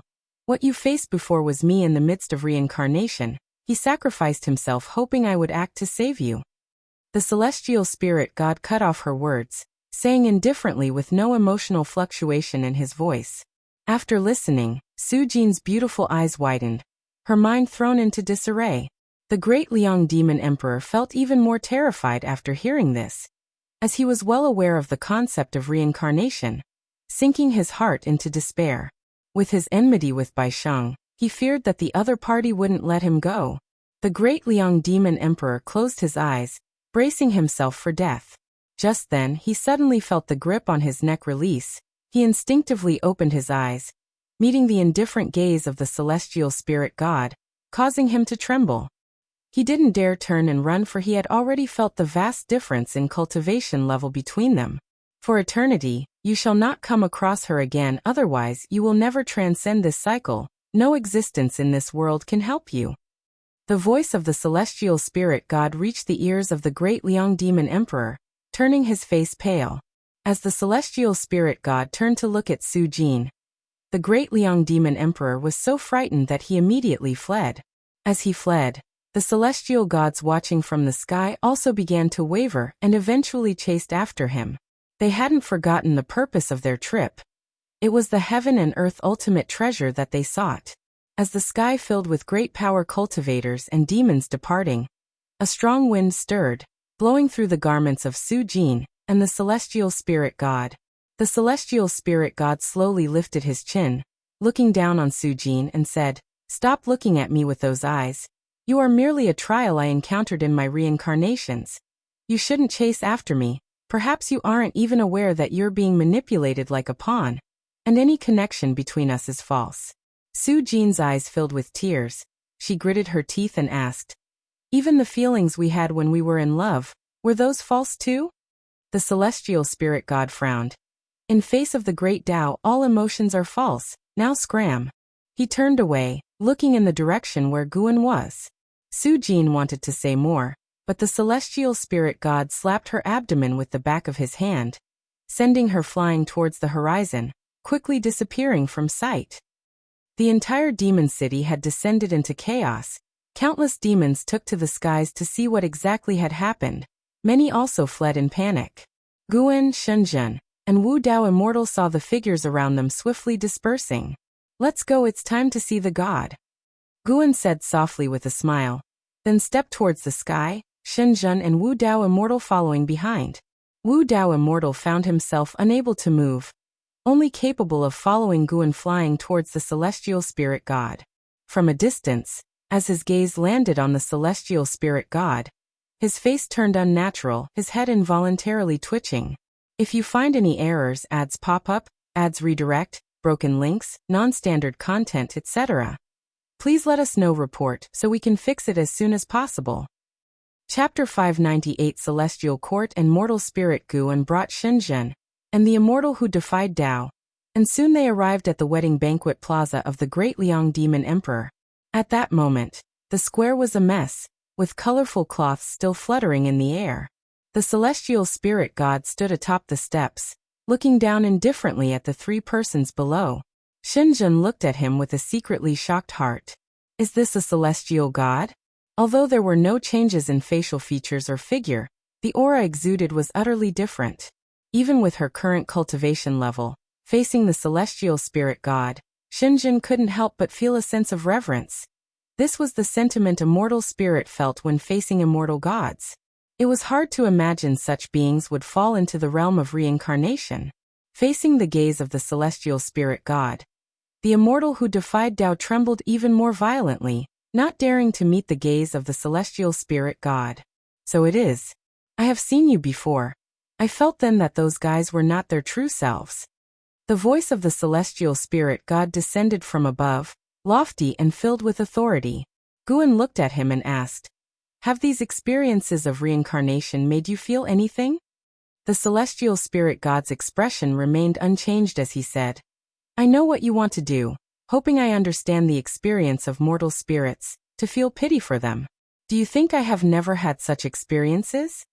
Although Guan had searched the memory of the celestial spirit god, everything about the celestial court was blank, so his understanding of the celestial spirit god was not complete. Before becoming a celestial god, we must all go through the ordeal of reincarnation. The celestial court doesn't make us pity mortal spirits. Instead, it makes us clearly understand the difference between immortals and mortals. You help those mortal spirits, and they will indeed appreciate you. But the moment you stop helping, even if you do nothing at all, mortal spirits will hate you, believing their misfortunes are all you're doing." The tone of the celestial spirit god grew colder, even revealing his disdain for mortal spirits. Immortal gods created the heavens and the earth to achieve enlightenment, yet the world nurtured all living beings. The immortal gods did not abandon all living beings. Instead, they created the heavenly Tao so that all living beings could live better lives. Immortal gods even imparted the method of cultivating immortality to all living beings in the all heavens and myriad realms. Yet what they received in return was rebellion after rebellion. S.E. of the Nelfer. Net website on Google to access chapters of novels early and in the highest quality. The words of the celestial spirit god shook Xinjun. She didn't question it because all cultivators had such ambitions. It's just that she had never considered these issues from the perspective of immortal gods. The celestial spirit god gazed at Guan and said, "Do you think what you're doing is for justice, or to cover up your compassion for your own kind? If you became an immortal god, would you still act the same?" Guan responded, "There are indeed many things in this world that are hard to judge as right or wrong. But if you say the immortal gods created everything, that may not be so. Did you create the great Tao? Was it your choice for the world to foster all living beings? You are just walking ahead, blocking those behind you from reaching the heights you've attained. Then claim it's because we don't try hard enough, that we are ungrateful. You can say that, but if that's really what you think, then it's truly pitiable." Xinjun looked at Guan, her eyes filled with admiration. This was what she admired about Guan. He was never confused. The immortal who defied Tao also looked at Guan, hearing his disdain for the celestial court. This lad who has never ascended to immortality, yet he disdains the immortal? Even though the immortal who defied Tao had abandoned the celestial court, he revered the celestial Tao immortal position, and still aspired to ascend to immortality. The celestial spirit god, upon hearing Gu An's words, didn't get angry, but from his narrowed eyes, it was evident he felt agitated. "You think by not killing me, you can delay the celestial court's attention on the celestial spirit great world. You're wrong. In fact, it's not I who insist on destroying the celestial spirit great world, but this world must perish. That is the celestial order from the celestial court. Although I am interested in that treasure, I can't deny that I extended the lifespan of this great world." The celestial spirit god spoke slowly, his gaze never leaving Guan. Gu An's lips curled into a smile and said, "I indeed fear the celestial court, but you can't deny that I let you live. With our positions, you should have been annihilated or forever suffer the sorrows of reincarnation. But now I have given you the opportunity to speak with me. I have even let you create innate immortal gods." The pupils of the celestial spirit god suddenly dilated, as he hadn't expected that his secret maneuvering was seen by Guan. How high was this man's Tao practice? Guan looked at him and asked, "I wonder if an immortal god can create innate immortal gods privately." The face of the celestial spirit god turned ugly. Indeed, Guan was merely probing. He had previously wondered, if the celestial spirit god could give birth to innate immortal gods, why hadn't he created an army of immortal gods? Clearly, the celestial court didn't allow such behavior. To become an immortal god of the celestial court, while one could achieve longevity and immortality, one would also lose a lot, especially freedom. You turned your children into immortal gods, probably not to take revenge on me, but to evade the reckoning of the celestial court. Guan continued, and the immortal who defied Tao beside him opened his mouth, intending to remind Guan, but seeing him so confident, he could only hold back his palpitations. In fact, the entire demon city was already enveloped by Gu An's Tao intent. There was no fear of leaking anything. Celestial spirit god's eyes flashed with a strange light as he took a deep breath and said, "Speak, what do you wish me to do?" Guan looked at him and said, "I don't ask for much. I don't want to be involved in disputes, and I don't want the celestial court to disturb the celestial spirit great world." Celestial spirit god fell silent for a moment before replying, "A star monarch will come to investigate soon. If the emergence of this great world is beneficial to the celestial court, they will leave this world alone." What sort of beneficial things? To spread the celestial Tao destiny, to revere the celestial court, to make all living beings believe in the heavenly Tao. Celestial spirit god's response sparked Guan's curiosity. Could it be that the celestial court did not intend to conceal its traces, but rather the rulers of all worlds did not wish for all living beings to know of the celestial court's existence? Guan looked at him and said, "All this requires you to be alive, right?" Celestial spirit god fell silent. Guan revealed a smile and said, "How about we collaborate instead? I'll personally teach your son in the future, and you can deal with that star monarch for me." Celestial spirit god gave him a deep look and did not object. Then celestial spirit god soared into the sky, flying towards outer heaven, and Guan did not stop him. Shenzhen couldn't help but ask, "Do you trust him?" Guan turned his head to look at her, smiled, and said, "It would be a pity if such a person were to die, wouldn't it?" He never did things without certainty. The marks of the Guthuan divine Tao, and the Tao destruction destiny seal, remained within celestial spirit god's body. Should celestial spirit god dare to act rashly, he could stop him at once. The Taoless immortal had been silent all along. It wasn't until celestial spirit god left the celestial spirit great world that he finally breathed a sigh of relief. Indeed a pity. I've never heard of any immortal gods causing chaos before. This could mean he's not that kind of lowly god. By the way, who is his son? In that demon woman's belly? Shenzhen asked curiously. Guan nodded, then turned his gaze to the Taoless immortal. His gaze once again made the Taoless immortal tense up. "What do you want to do?" the Taoless immortal asked in a deep voice. Guan asked with a smile. "Teacher, do you want to live, or do you want to die?" The Taoless immortal cursed inwardly but spoke the truth aloud. Who would want to die? The task of spreading the heavenly Tao and the celestial court will be given to you. You should be quite skilled at it. If you succeed, it'll allow you to hide in this world in the future. We won't interfere with each other, Guan said softly. The Taoless immortal carefully asked, "Really? Really?" With that, Guan turned and left, carrying Shenzhen with him into the distance. The Taoless immortal looked in the direction they left, feeling relieved, his eyes turned chilly. Elsewhere, Guan took Shenzhen to a distant forest. He began, "Wait here for me. Su Jin will come to this place. I have matters to attend to." Without waiting for Shenzhen to speak, Guan disappeared from the spot. Shenzhen was taken aback for a moment, then shook her head with a smile. She leapt up, sitting cross-legged on a tree branch, and began to recall celestial spirit god's figure. In a dark cave, green candlelight flickered on the walls. The Taoless immortal opened his eyes, his brows furrowed, and he muttered to himself, "How is he still alive?" He was the true body, located on the path of the great Tao, unbelievably distant from the celestial spirit great world, but he could maintain contact with his avatar. Learning that the Black Profound Emperor was still alive and entangled with celestial spirit god puzzled him. Were these two really planning to stand against the celestial court together? Truly seeking death? The Taoless immortal began to ponder the arrangement Guan had for his avatar, and whether he should collaborate with Guan. He did not notice an additional figure had appeared in the darkness behind him. If you find any errors, ads pop up, ads redirect, broken links, non-standard content, etc., please let us know report so we can fix it as soon as possible.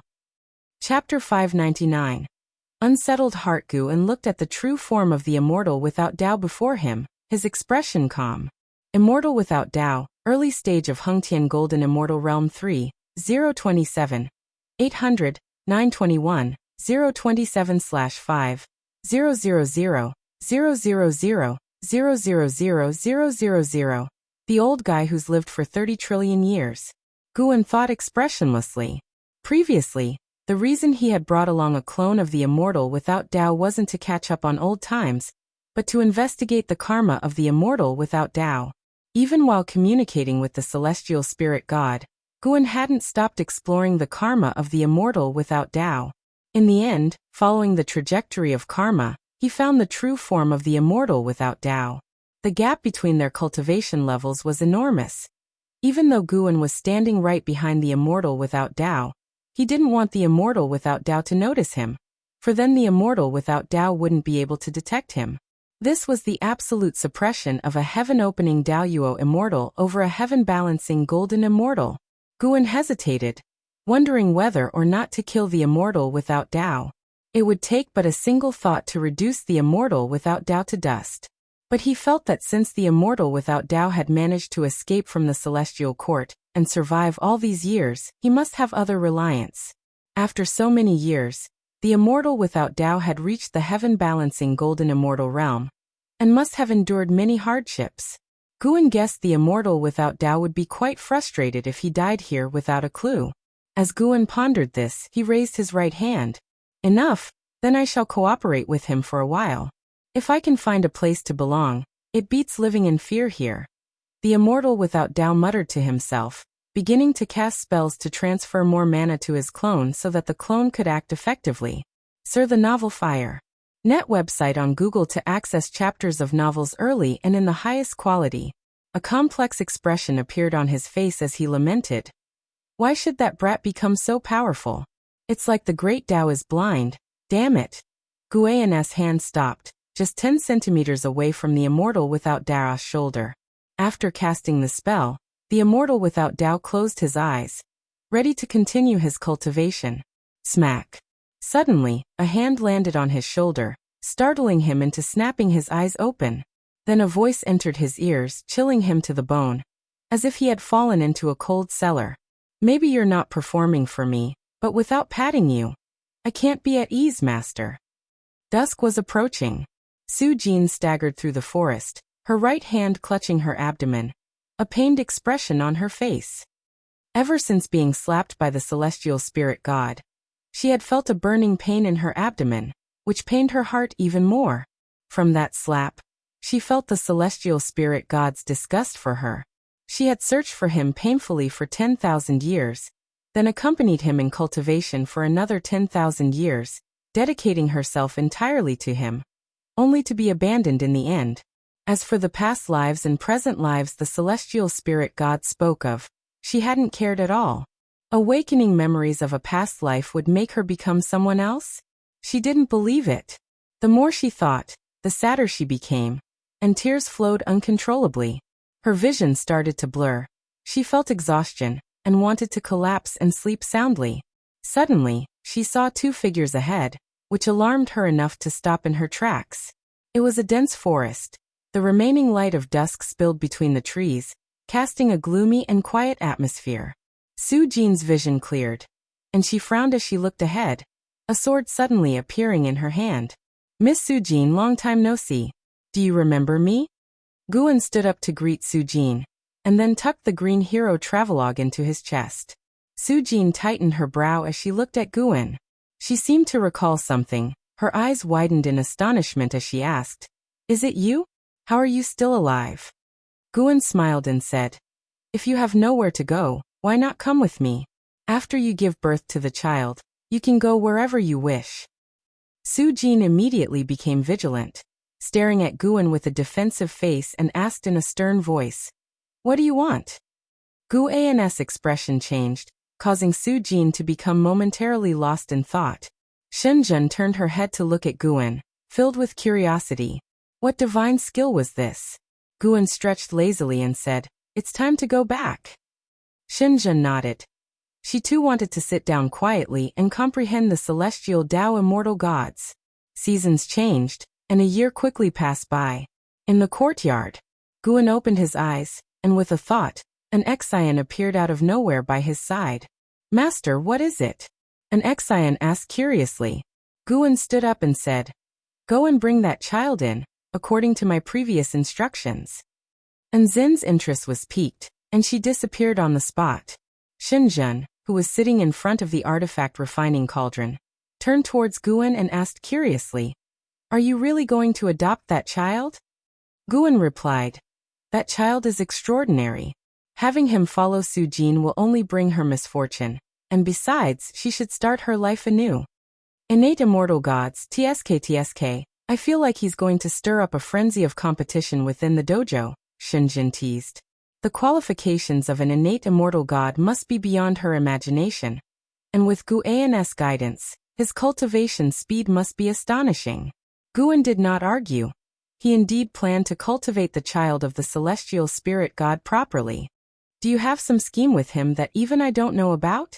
Guan looked at the artifact refining cauldron, contemplating silently in his mind.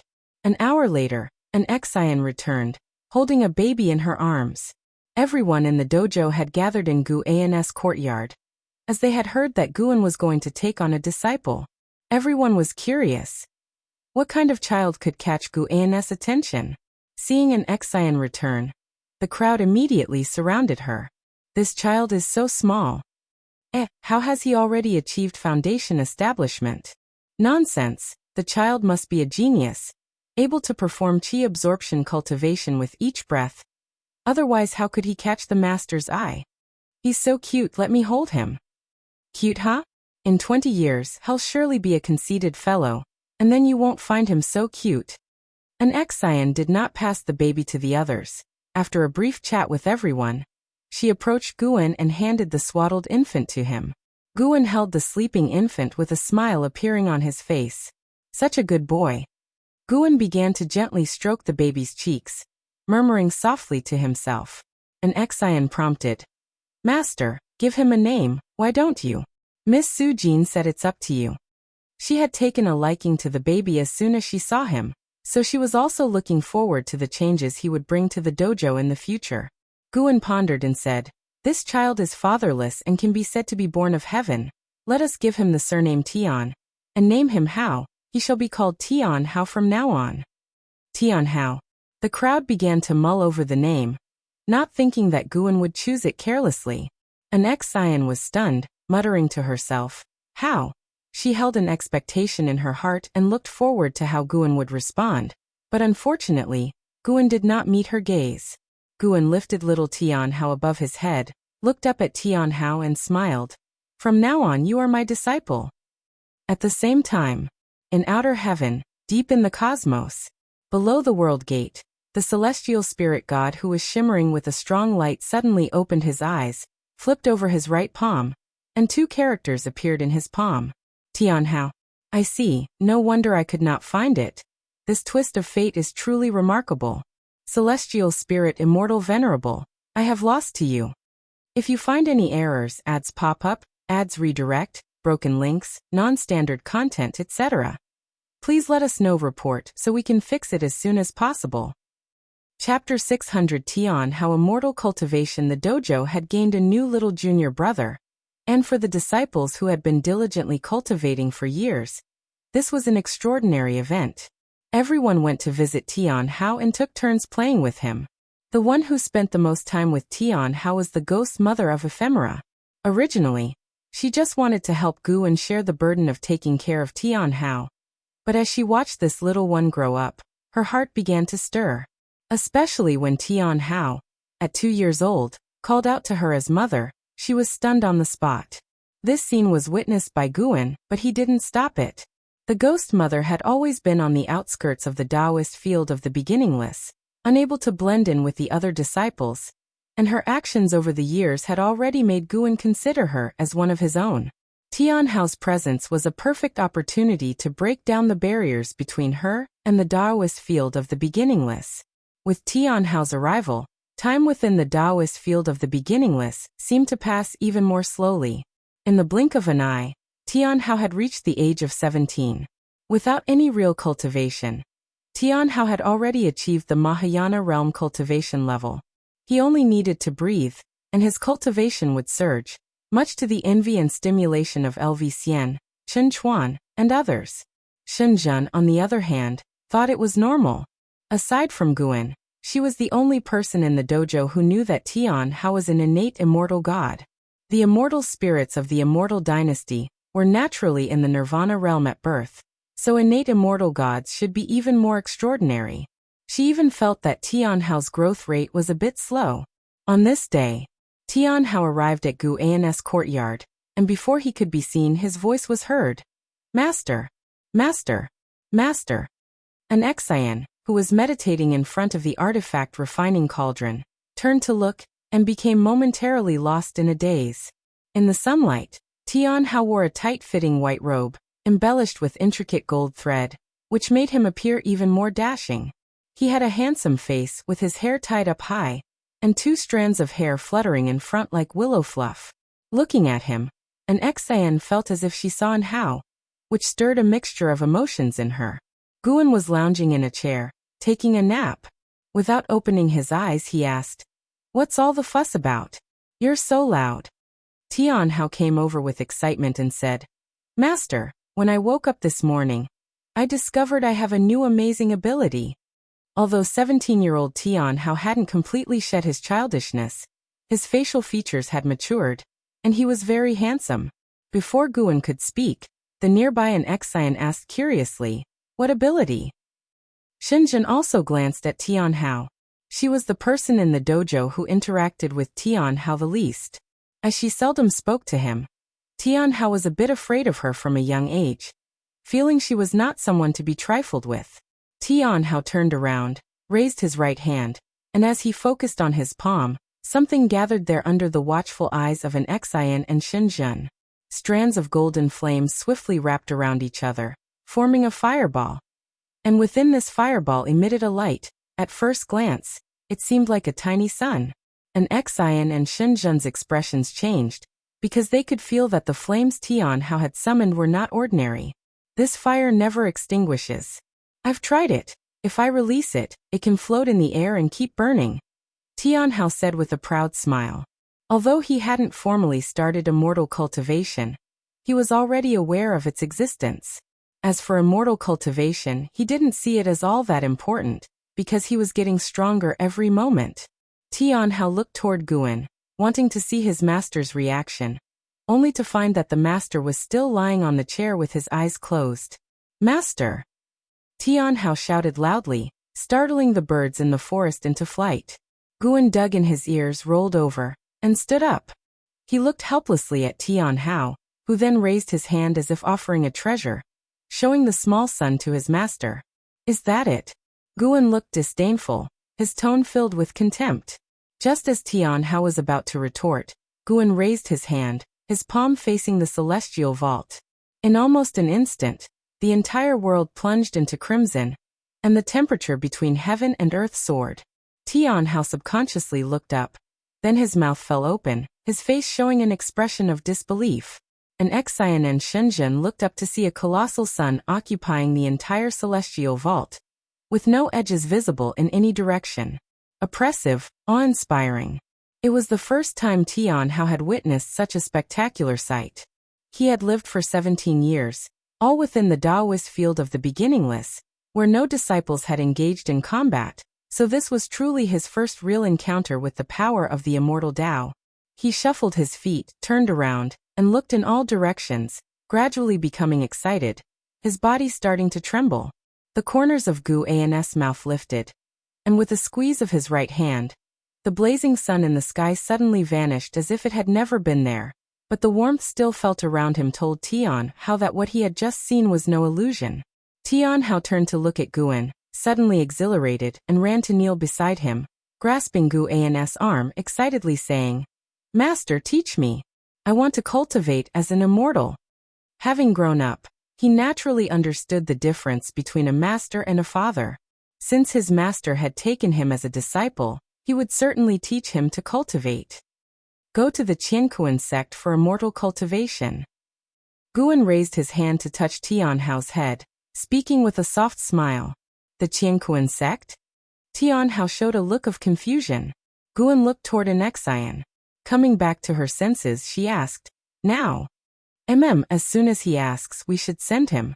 It's just right to let her meet him and dispel the regrets in her heart," said Guan, then vanished into thin air. Tian Hao stood there, stunned, then got up and looked toward an Xian. An Xian calmed her emotions, her face returning to its usual dignity, and she walked toward the courtyard gate. Tian Hao looked at Shenzhen, intending to greet him, but seeing Shenzhen's indifferent gaze, he quickly turned his head away, and then quickened his pace to catch up with an Xian. Universe World Gate. The celestial spirit god, exuding endless divine light, opened his eyes, and reflected in his pupils were the figures of Tian Hao and an Xian. "He's finally come out. What exactly do you want to do?" The celestial spirit god murmured to himself. Ever since Tianhao was taken away by an Xian, he had been unable to peek into Tianhao's specific circumstances, and it didn't take much to guess that it had to do with Guan. He had originally thought that Guan would hide Tianhao away, but he didn't expect Guan to let Tianhao out.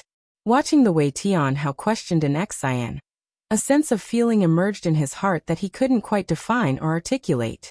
In truth, he didn't really care about Tianhao.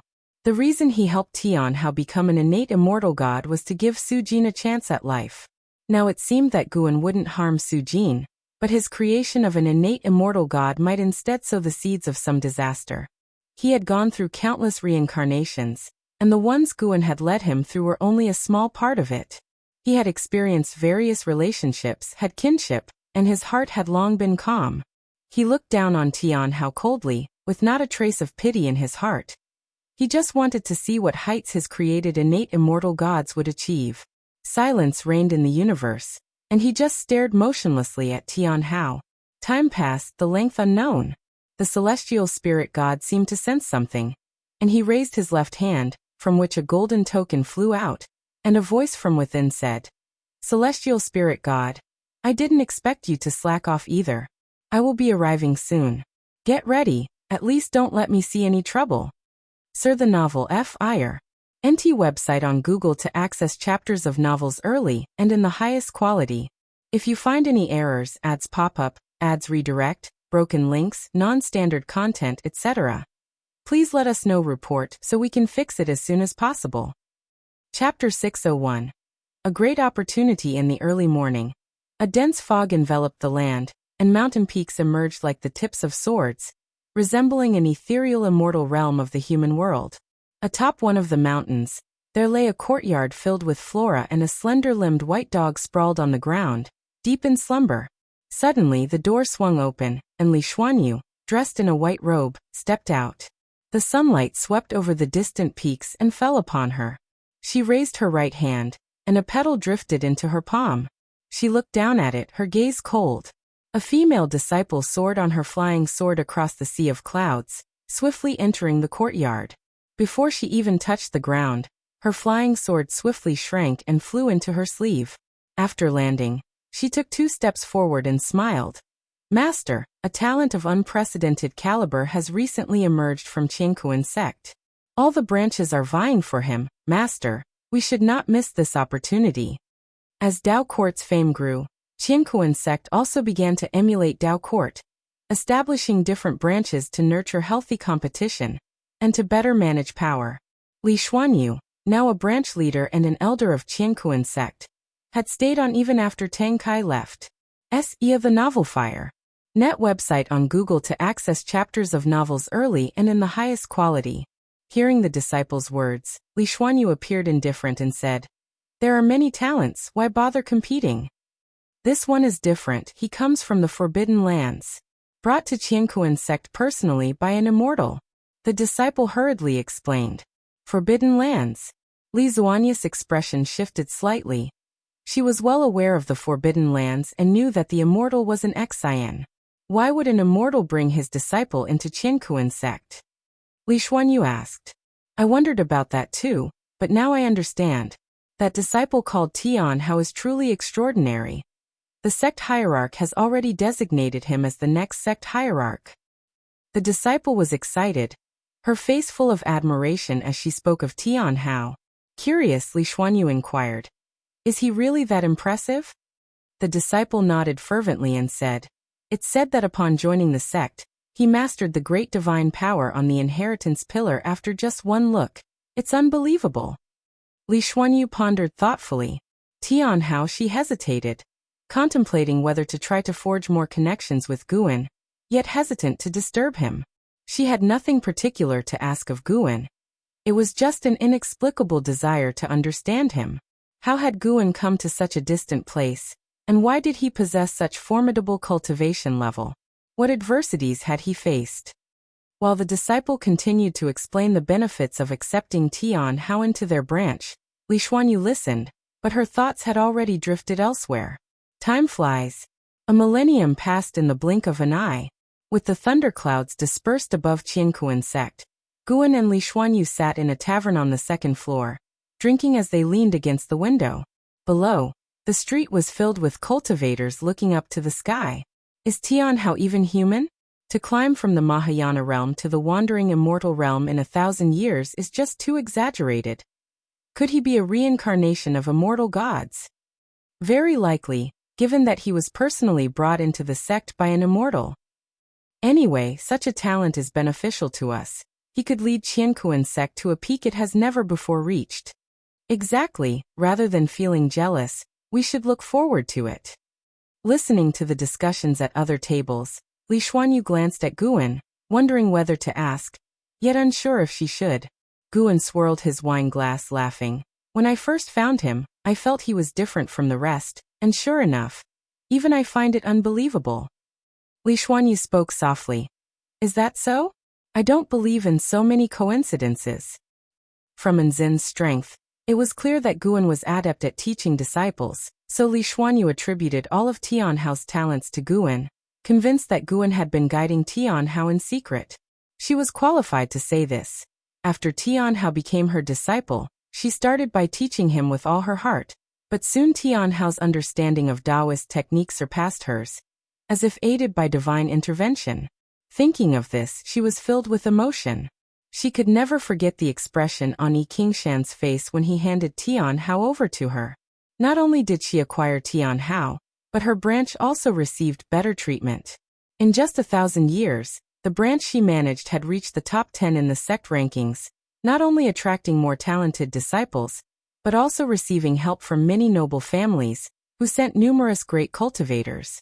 She knew that all the treatment she now enjoyed was brought about by Guan. Why did you send him to my sect? You know I can't really teach him anything. Li Xuanyu finally asked.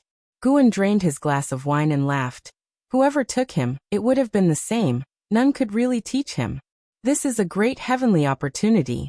As long as he joined the Qiankuan sect, it would be the sect's opportunity. As for who should teach him, naturally, I would choose someone I trust. It's not just because of our old friendship. I also wanted to leave some good karma for senior brother Li.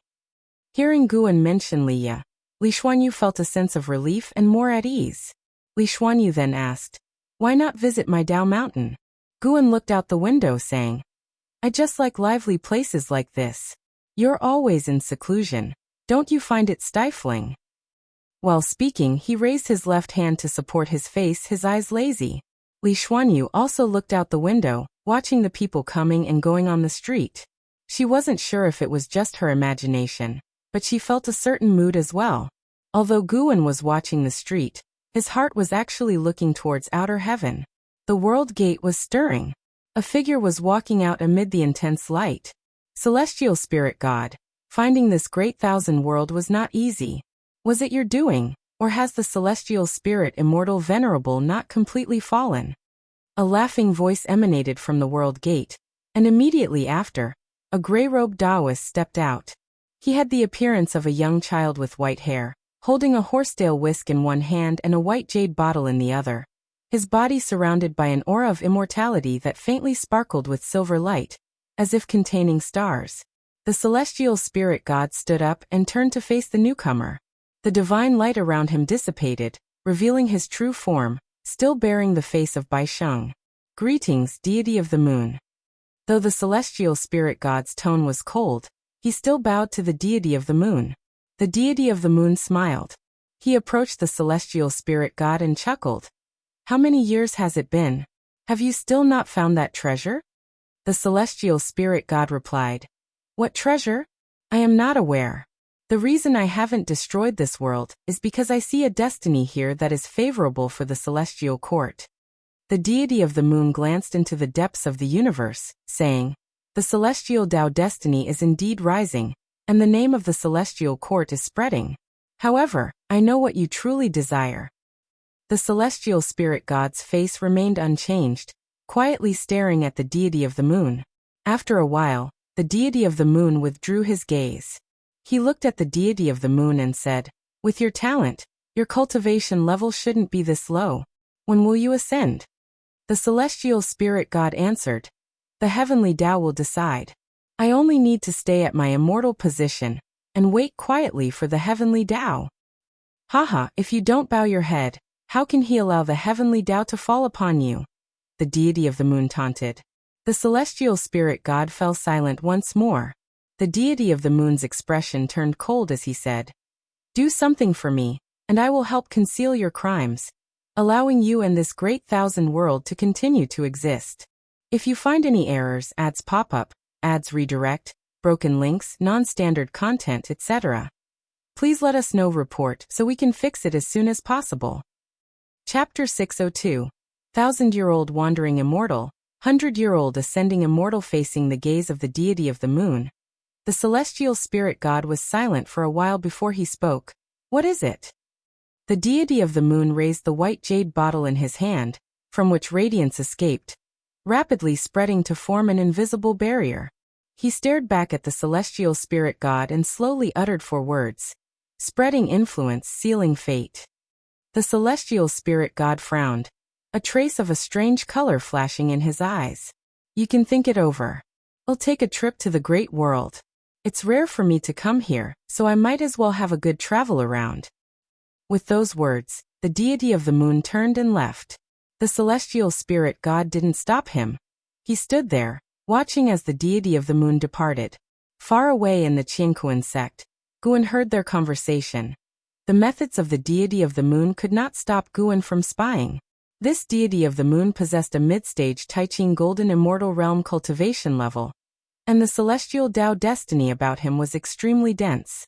Because of his words, Guan became even more interested in the celestial spirit god. The celestial spirit god seemed to have a stronger background than he had anticipated. Regarding the arrival of the deity of the moon in the celestial spirit great world, Guan was not worried that Tianhao would be discovered. He had already sealed Tianhao's destiny pattern, leaving only his talent and comprehension. If his destiny pattern were released, Tianhao's power would reach an incredibly exaggerated level. It would be impossible to meet an opponent within the same realm, as the whole heaven and earth would aid Tianhao. Not only was Tianhao an innate immortal god, but also the child of heaven and earth. No one in the celestial spirit great world could kill him, and even leaving this great world, he could still borrow the celestial Tao destiny. Such was his destiny pattern, born to reign above all beings. Even with his destiny pattern sealed, and without the aid of heaven, earth, and the celestial Tao, Tianhao remained the being with the strongest talent and comprehension in the entire heaven and earth. Guan retracted his thoughts and began to focus on chatting with Li Xuanyu. It was rare to have an old friend near the dojo, so naturally he wanted to have a chat with Li Xuanyu. The two drank wine and discussed the interesting affairs under heaven, enjoying themselves immensely. Li Xuanyu's Tao heart also relaxed. She couldn't help but wonder, perhaps enjoying leisure time appropriately could enhance her cultivation? Days later, a majestic Tianhao arrived in Guan's courtyard. His figure was tall and straight, donning a binding Tao robe specially made by the Qianquan sect that could actively absorb spiritual energy. As he walked, an aura of immortality swirled around him, his sleeves fluttering in the wind, exuding a detached and elegant charm. "Master, I have reached the wandering immortal realm. Do you know what a 1,000-year-old wandering immortal signifies?" Tianhao approached Guan with hands on his hips and a proud smile. Guan didn't restrict his movements. Even after joining the Qianquan sect, he still came back often. Guan, who was reading a book, didn't lift his head and said, "Does it mean reaching the wandering immortal realm in 1,000 years?" He thought back carefully. He had not even been 100 years old when he reached the wandering immortal realm. Not only that, he had broken through to the heaven and earth flying immortal realm at 96. Hearing Guan's words, Tianhao couldn't help but widen his eyes and exclaimed loudly, "Master, can't you praise me just once?" Guan looked at him helplessly and said irritably, "How old are you still making such a fuss?" Besides them in the courtyard was another person, Shenzhen, who sat in front of the artifact refining cauldron without looking at Tianhao. Hearing Guan's words, Tianhao instinctively looked toward Shenzhen, and seeing Shenzhen frown slightly, he gave an awkward smile. He quickly changed the subject and asked in a lowered voice, "Master, is the Green Hero Travelogue any good? Give me a copy. I couldn't find this book in the Qianquan sect." Guan immediately tucked the Green Hero Travelogue away and stood up. looking at Tianhao seriously. Do you think your cultivation level is sufficient? Tianhao replied, not enough, but I will become stronger. He was full of confidence, feeling that cultivation was the easiest thing in the world. Looking at him, Guan asked, would you like to spar with your master? At those words, Tianhao's eyes lit up with excitement. Can I? He had long wanted to test out his master's prowess. Sar the Novel Fire. Any *T website on Google to access chapters of novels early and in the highest quality. Now a wandering immortal, he could also create a sun that blotted out the sky, and any spell or divine skill, he only needed to see once to master, which also made his protective methods quite extensive. Shenzhen turned her head to look at the master and disciple with interest. Figures appeared in the courtyard. They were an Xian celestial demon child, Chen Chuan and others. They all heard Tianhao's words.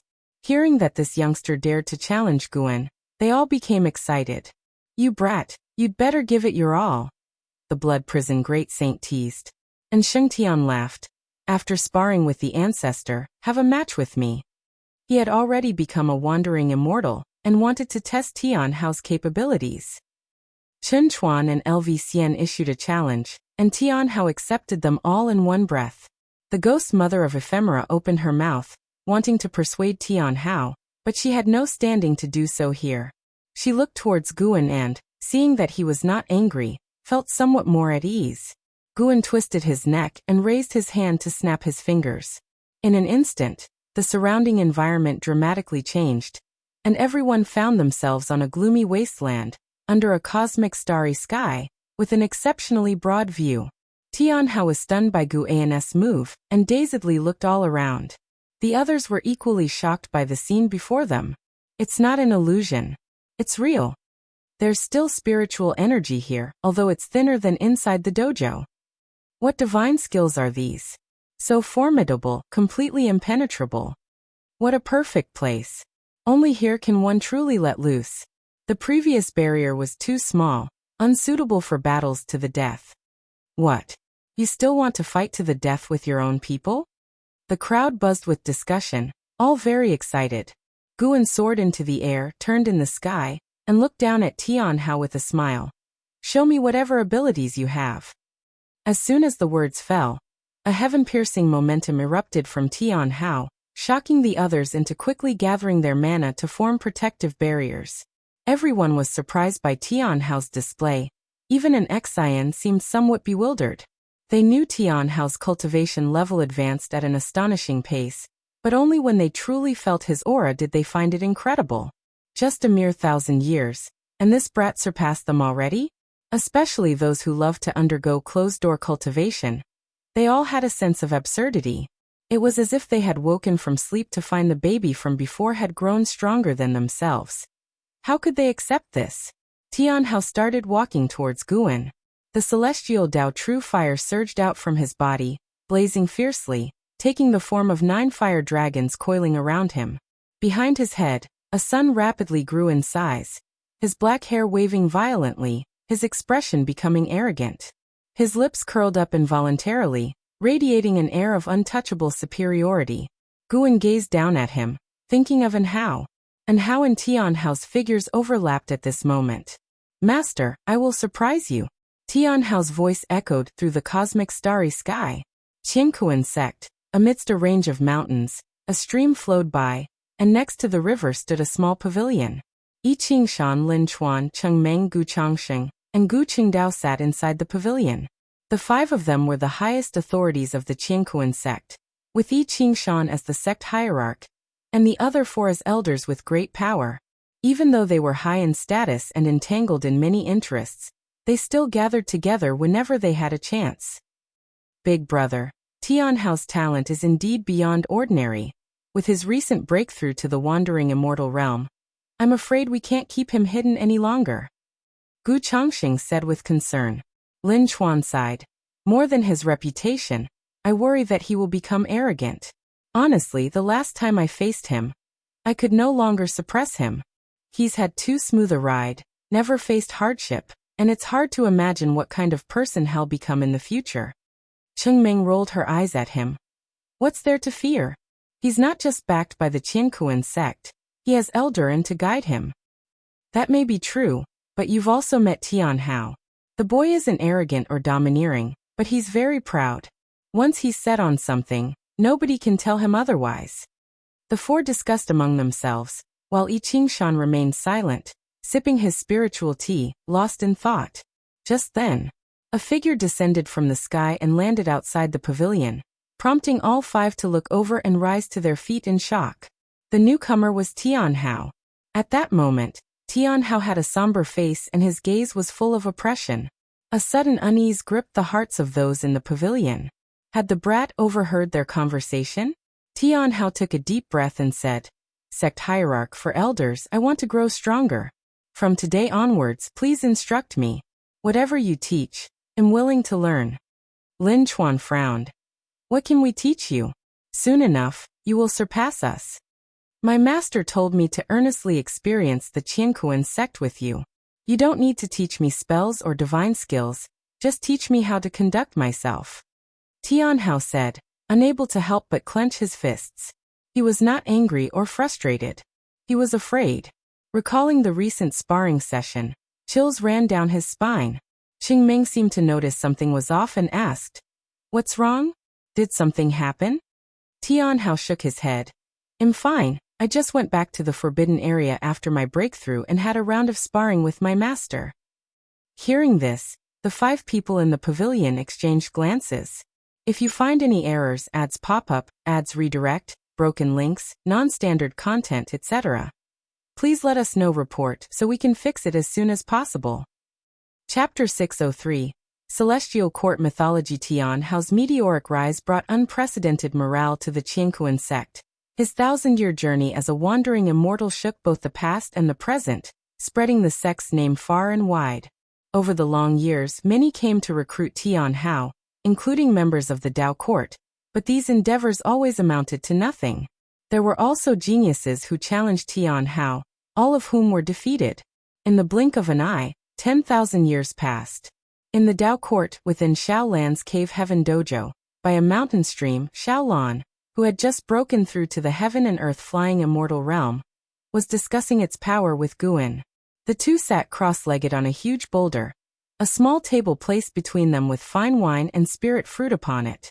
As Shaolan shared her experiences and pondered the true meaning of heaven and earth, she was unaware that the person before her, whom she held dear, was merely an avatar.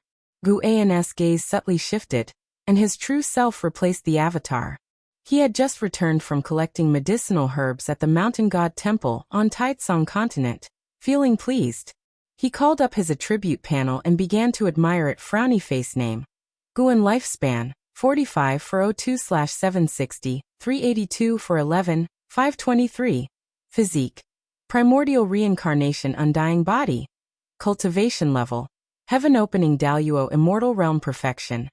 The 1 trillion years of life were drawing ever closer. Guan liked this peaceful and tranquil life, devoid of external foes. Yet his lifespan continued to grow steadily. For him, the lifespan digits were like the experience bar in a video game. Shaolan picked up a cup of wine, drank it down in one gulp, and said, "Many peerless geniuses have emerged in the world. The current top genius is not from the Dao court, but from a sect known as the Qiankuan sect. His name is Tian Hao, a name as audacious as the heavens themselves. Yet his breakthrough speed is truly inconceivable. He seems to be just over 11,000 years old, and has already achieved the cultivation level of a carefree primordial immortal." Upon mentioning Tian Hao, her face showed her deep emotions.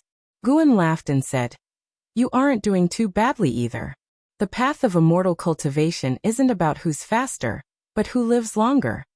Shaolan shook her head and chuckled.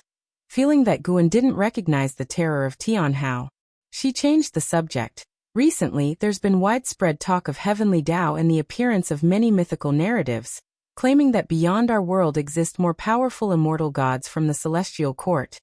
The myths of the celestial court indeed spread throughout the world, backed by the efforts of Dao immortals and the meddling of the deity of the moon. As more and more beings became aware of these myths, the celestial Dao destiny within the world began to rise noticeably, and the celestial Tao light layer above the celestial spirit great world grew increasingly bright. This also made Guan realize something. Despite the difference between immortals and mortals, the celestial court did want all beings to be aware of their existence. In the currently circulating myths of the celestial court, the most formidable was the profound star immortal monarch. He was omnipotent, creating heavens and earth, could hear the hearts of all living beings, and could save them from their suffering. The profound star immortal monarch was the master of the deity of the moon, who was zealously crafting the immortal monarch's image. Guan had an impression of this immortal god. Before the reconstruction of the world, this god's followers roamed the human world, widely spreading his name. This resulted in many ancient texts written by old believers, allowing descendants to learn of history and further believe in these myths. It is worth mentioning that many imperial dynasties in the human world have faith in the profound star immortal monarch, and have even established a destiny connection with it. For example, Li Xiandao of the Taizong dynasty was the earliest person to receive the power of the profound star immortal monarch, which occurred in the previous era. Guan had never interfered with this matter because, in his view, everyone has their own fortunes, and he preferred to observe the development of all things from the sidelines. Xiaolong could not comprehend the existence of immortal gods. In her opinion, those with great power from the Tao court were already the strongest beings. How could there be immortal gods even more powerful than them? Having reached the heaven and earth flying immortal realm, she felt almost omnipotent, and even wanted to venture to outer heaven. It was hard for her to imagine just how powerful the mythical immortal gods, if they truly existed, would be. Xiaolong began to conspire, suspecting that there were forces beneath the heavens harboring the intent to subvert the Tao court. The Tao court is the common master of the world, equivalent to the heavenly Tao, and essentially assumes the role of immortal gods, making rules for heaven and earth. Now that all beings are aware that there are even more formidable immortal gods above the Tao court, what should they think of the Tao court? Guan did not pay much attention to Xiaolong's thoughts. Everyone has a perspective, and Xiaolong, now situated within the Tao court, would naturally consider its interests. The world is still too vast, and the Tao court has not fully unified heaven and earth, Guan sighed. Xiaolong picked up the liquor bottle and while pouring Guan a drink asked, "Why is it always me talking? Brother Gu, don't you have any questions, or is there something you desire? I can help you obtain it now." Guan replied with a smile, "Don't worry about me. I was originally just an ordinary person. To have come this far, I'm already very satisfied. I know what you're worried about. I have not lost my freedom. While you've been in seclusion, I often went out for a walk. I've made quite a few friends in the Tao court. I'm truly content, and my greatest joy is hearing others marvel at your prowess. It makes me proud as well." Xiaolong was deeply touched by his words. She put down the liquor bottle, rose involuntarily, then moved closer to Guan, looking at him with affection. Xiaolong held Guan's hand. He didn't refuse, watching her slowly lean closer to him. When Xiaolong's face obscured the lower half of Guan's face, his eyes looked up to the heavens. At that moment, Leah was being intercepted by the deity of the moon. Se of the novel Fire.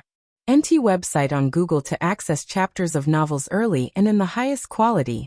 Wave after wave crashed onto the beach. Dressed in black, Leah frowned deeply, staring coldly at the deity of the moon who was blocking his path. "What exactly do you want?" Leah asked bluntly, his right hand resting on the hilt of his sword at his waist. The deity of the moon smiled and said, "Your fate has deviated from the trajectory that the heavenly Tao had laid out for you.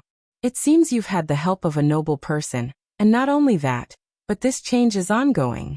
In the future, you might even form a connection with immortal gods. Although I'm not sure which immortal god it is, a bit of immortal fate has indeed touched you." Leah scoffed disdainfully and retorted, "What about you? Are you one of those sanctimonious Taoists who espouse the heavenly Tao and the celestial court?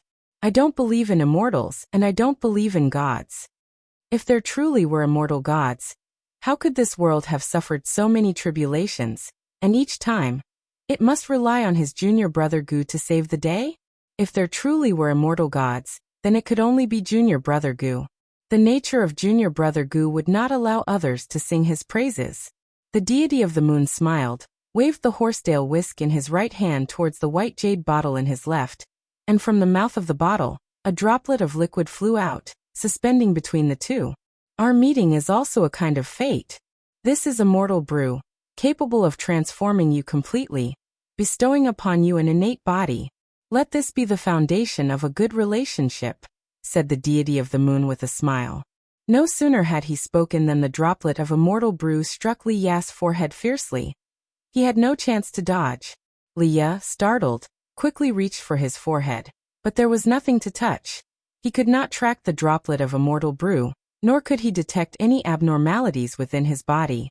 The deity of the moon turned and walked away saying, "This great world is no simple place. In the future, there will surely be many exciting stories to unfold. Interesting. If you find any errors, ads pop up, ads redirect, broken links, non-standard content, etc., please let us know. Report so we can fix it as soon as possible." Chapter 604. Trillion Years Lifespan. Lifespan projection. Watching the departing figure of the deity of the moon, Li Ya still felt uneasy. He checked himself for a long time on the spot, and after confirming that there was nothing abnormal about him, the deity of the moon had already disappeared. A divine exotic immortal spirit appeared out of thin air, seemingly leaping suddenly onto his shoulder, and curiously asked, "Could you see through that person's cultivation level just now?" Li Ya regained his composure, furrowed his brows and said, "I couldn't see through." "If he was really helping you just now, then boy, your Fuyuan is outrageously strong. To encounter such great opportunities even on the road," the divine exotic immortal spirit remarked. After hearing the words of the deity of the moon, it had actually believed them. Indeed, there was a powerful backer behind Li Ya, just hidden in the shadows, not always watching over Li Ya. Yet, Li Ya kept encountering various opportunities, which compelled it to ponder Li Ya's destiny pattern. Could it be that Li Ya's destiny pattern has become very strong now? Li Ya, on the other hand, was thinking about the identity of the deity of the moon. Over the years, he had increasingly felt the changes in the great heaven and earth, with more and more outstanding figures and great powers emerging, making him feel like a mere mortal, very insecure. Li Ya took a deep breath, leaped up, and flew towards the sea. The sea wind howled, and the divine exotic immortal spirit stood on his shoulder, pulling at his earlobe, and asked, "Li Ya, are you really going to the Tao Court? I heard that the Tao Court is created by top cultivators from different great worlds. If you cause trouble there, it will be very troublesome." "What do you mean? Am I the kind of person who loves to cause trouble?" "How so? Don't you know yourself? I never act recklessly, it's just that those people are too oppressive." Yes, you're always right. You can't stand others being bullied, but who reaches out to help you when you suffer? Isn't today's opportunity a repayment? Do good deeds without asking about the future. Li Ya hummed, not wanting to continue this conversation. Changing the subject, he asked, "Do you think Tian Hao is really that powerful? Born in an unknown small sect. Yet he has become famous throughout the world, a 1,000-year-old wandering immortal. That's too fake. The person is now not a wandering immortal but a carefree primordial immortal," joked the divine exotic immortal spirit. "If and Hao were still here, would he allow this Tian Hao to be so prestigious?" Li Ya lamented. He considered En Hao as his greatest rival in life. Unfortunately, En Hao was no longer in this world, and every time he thought of this, his heart ached and he felt regret. The divine exotic immortal spirit fell into contemplation. En Hao, Tian Hao, both named Hao, could it be such a coincidence?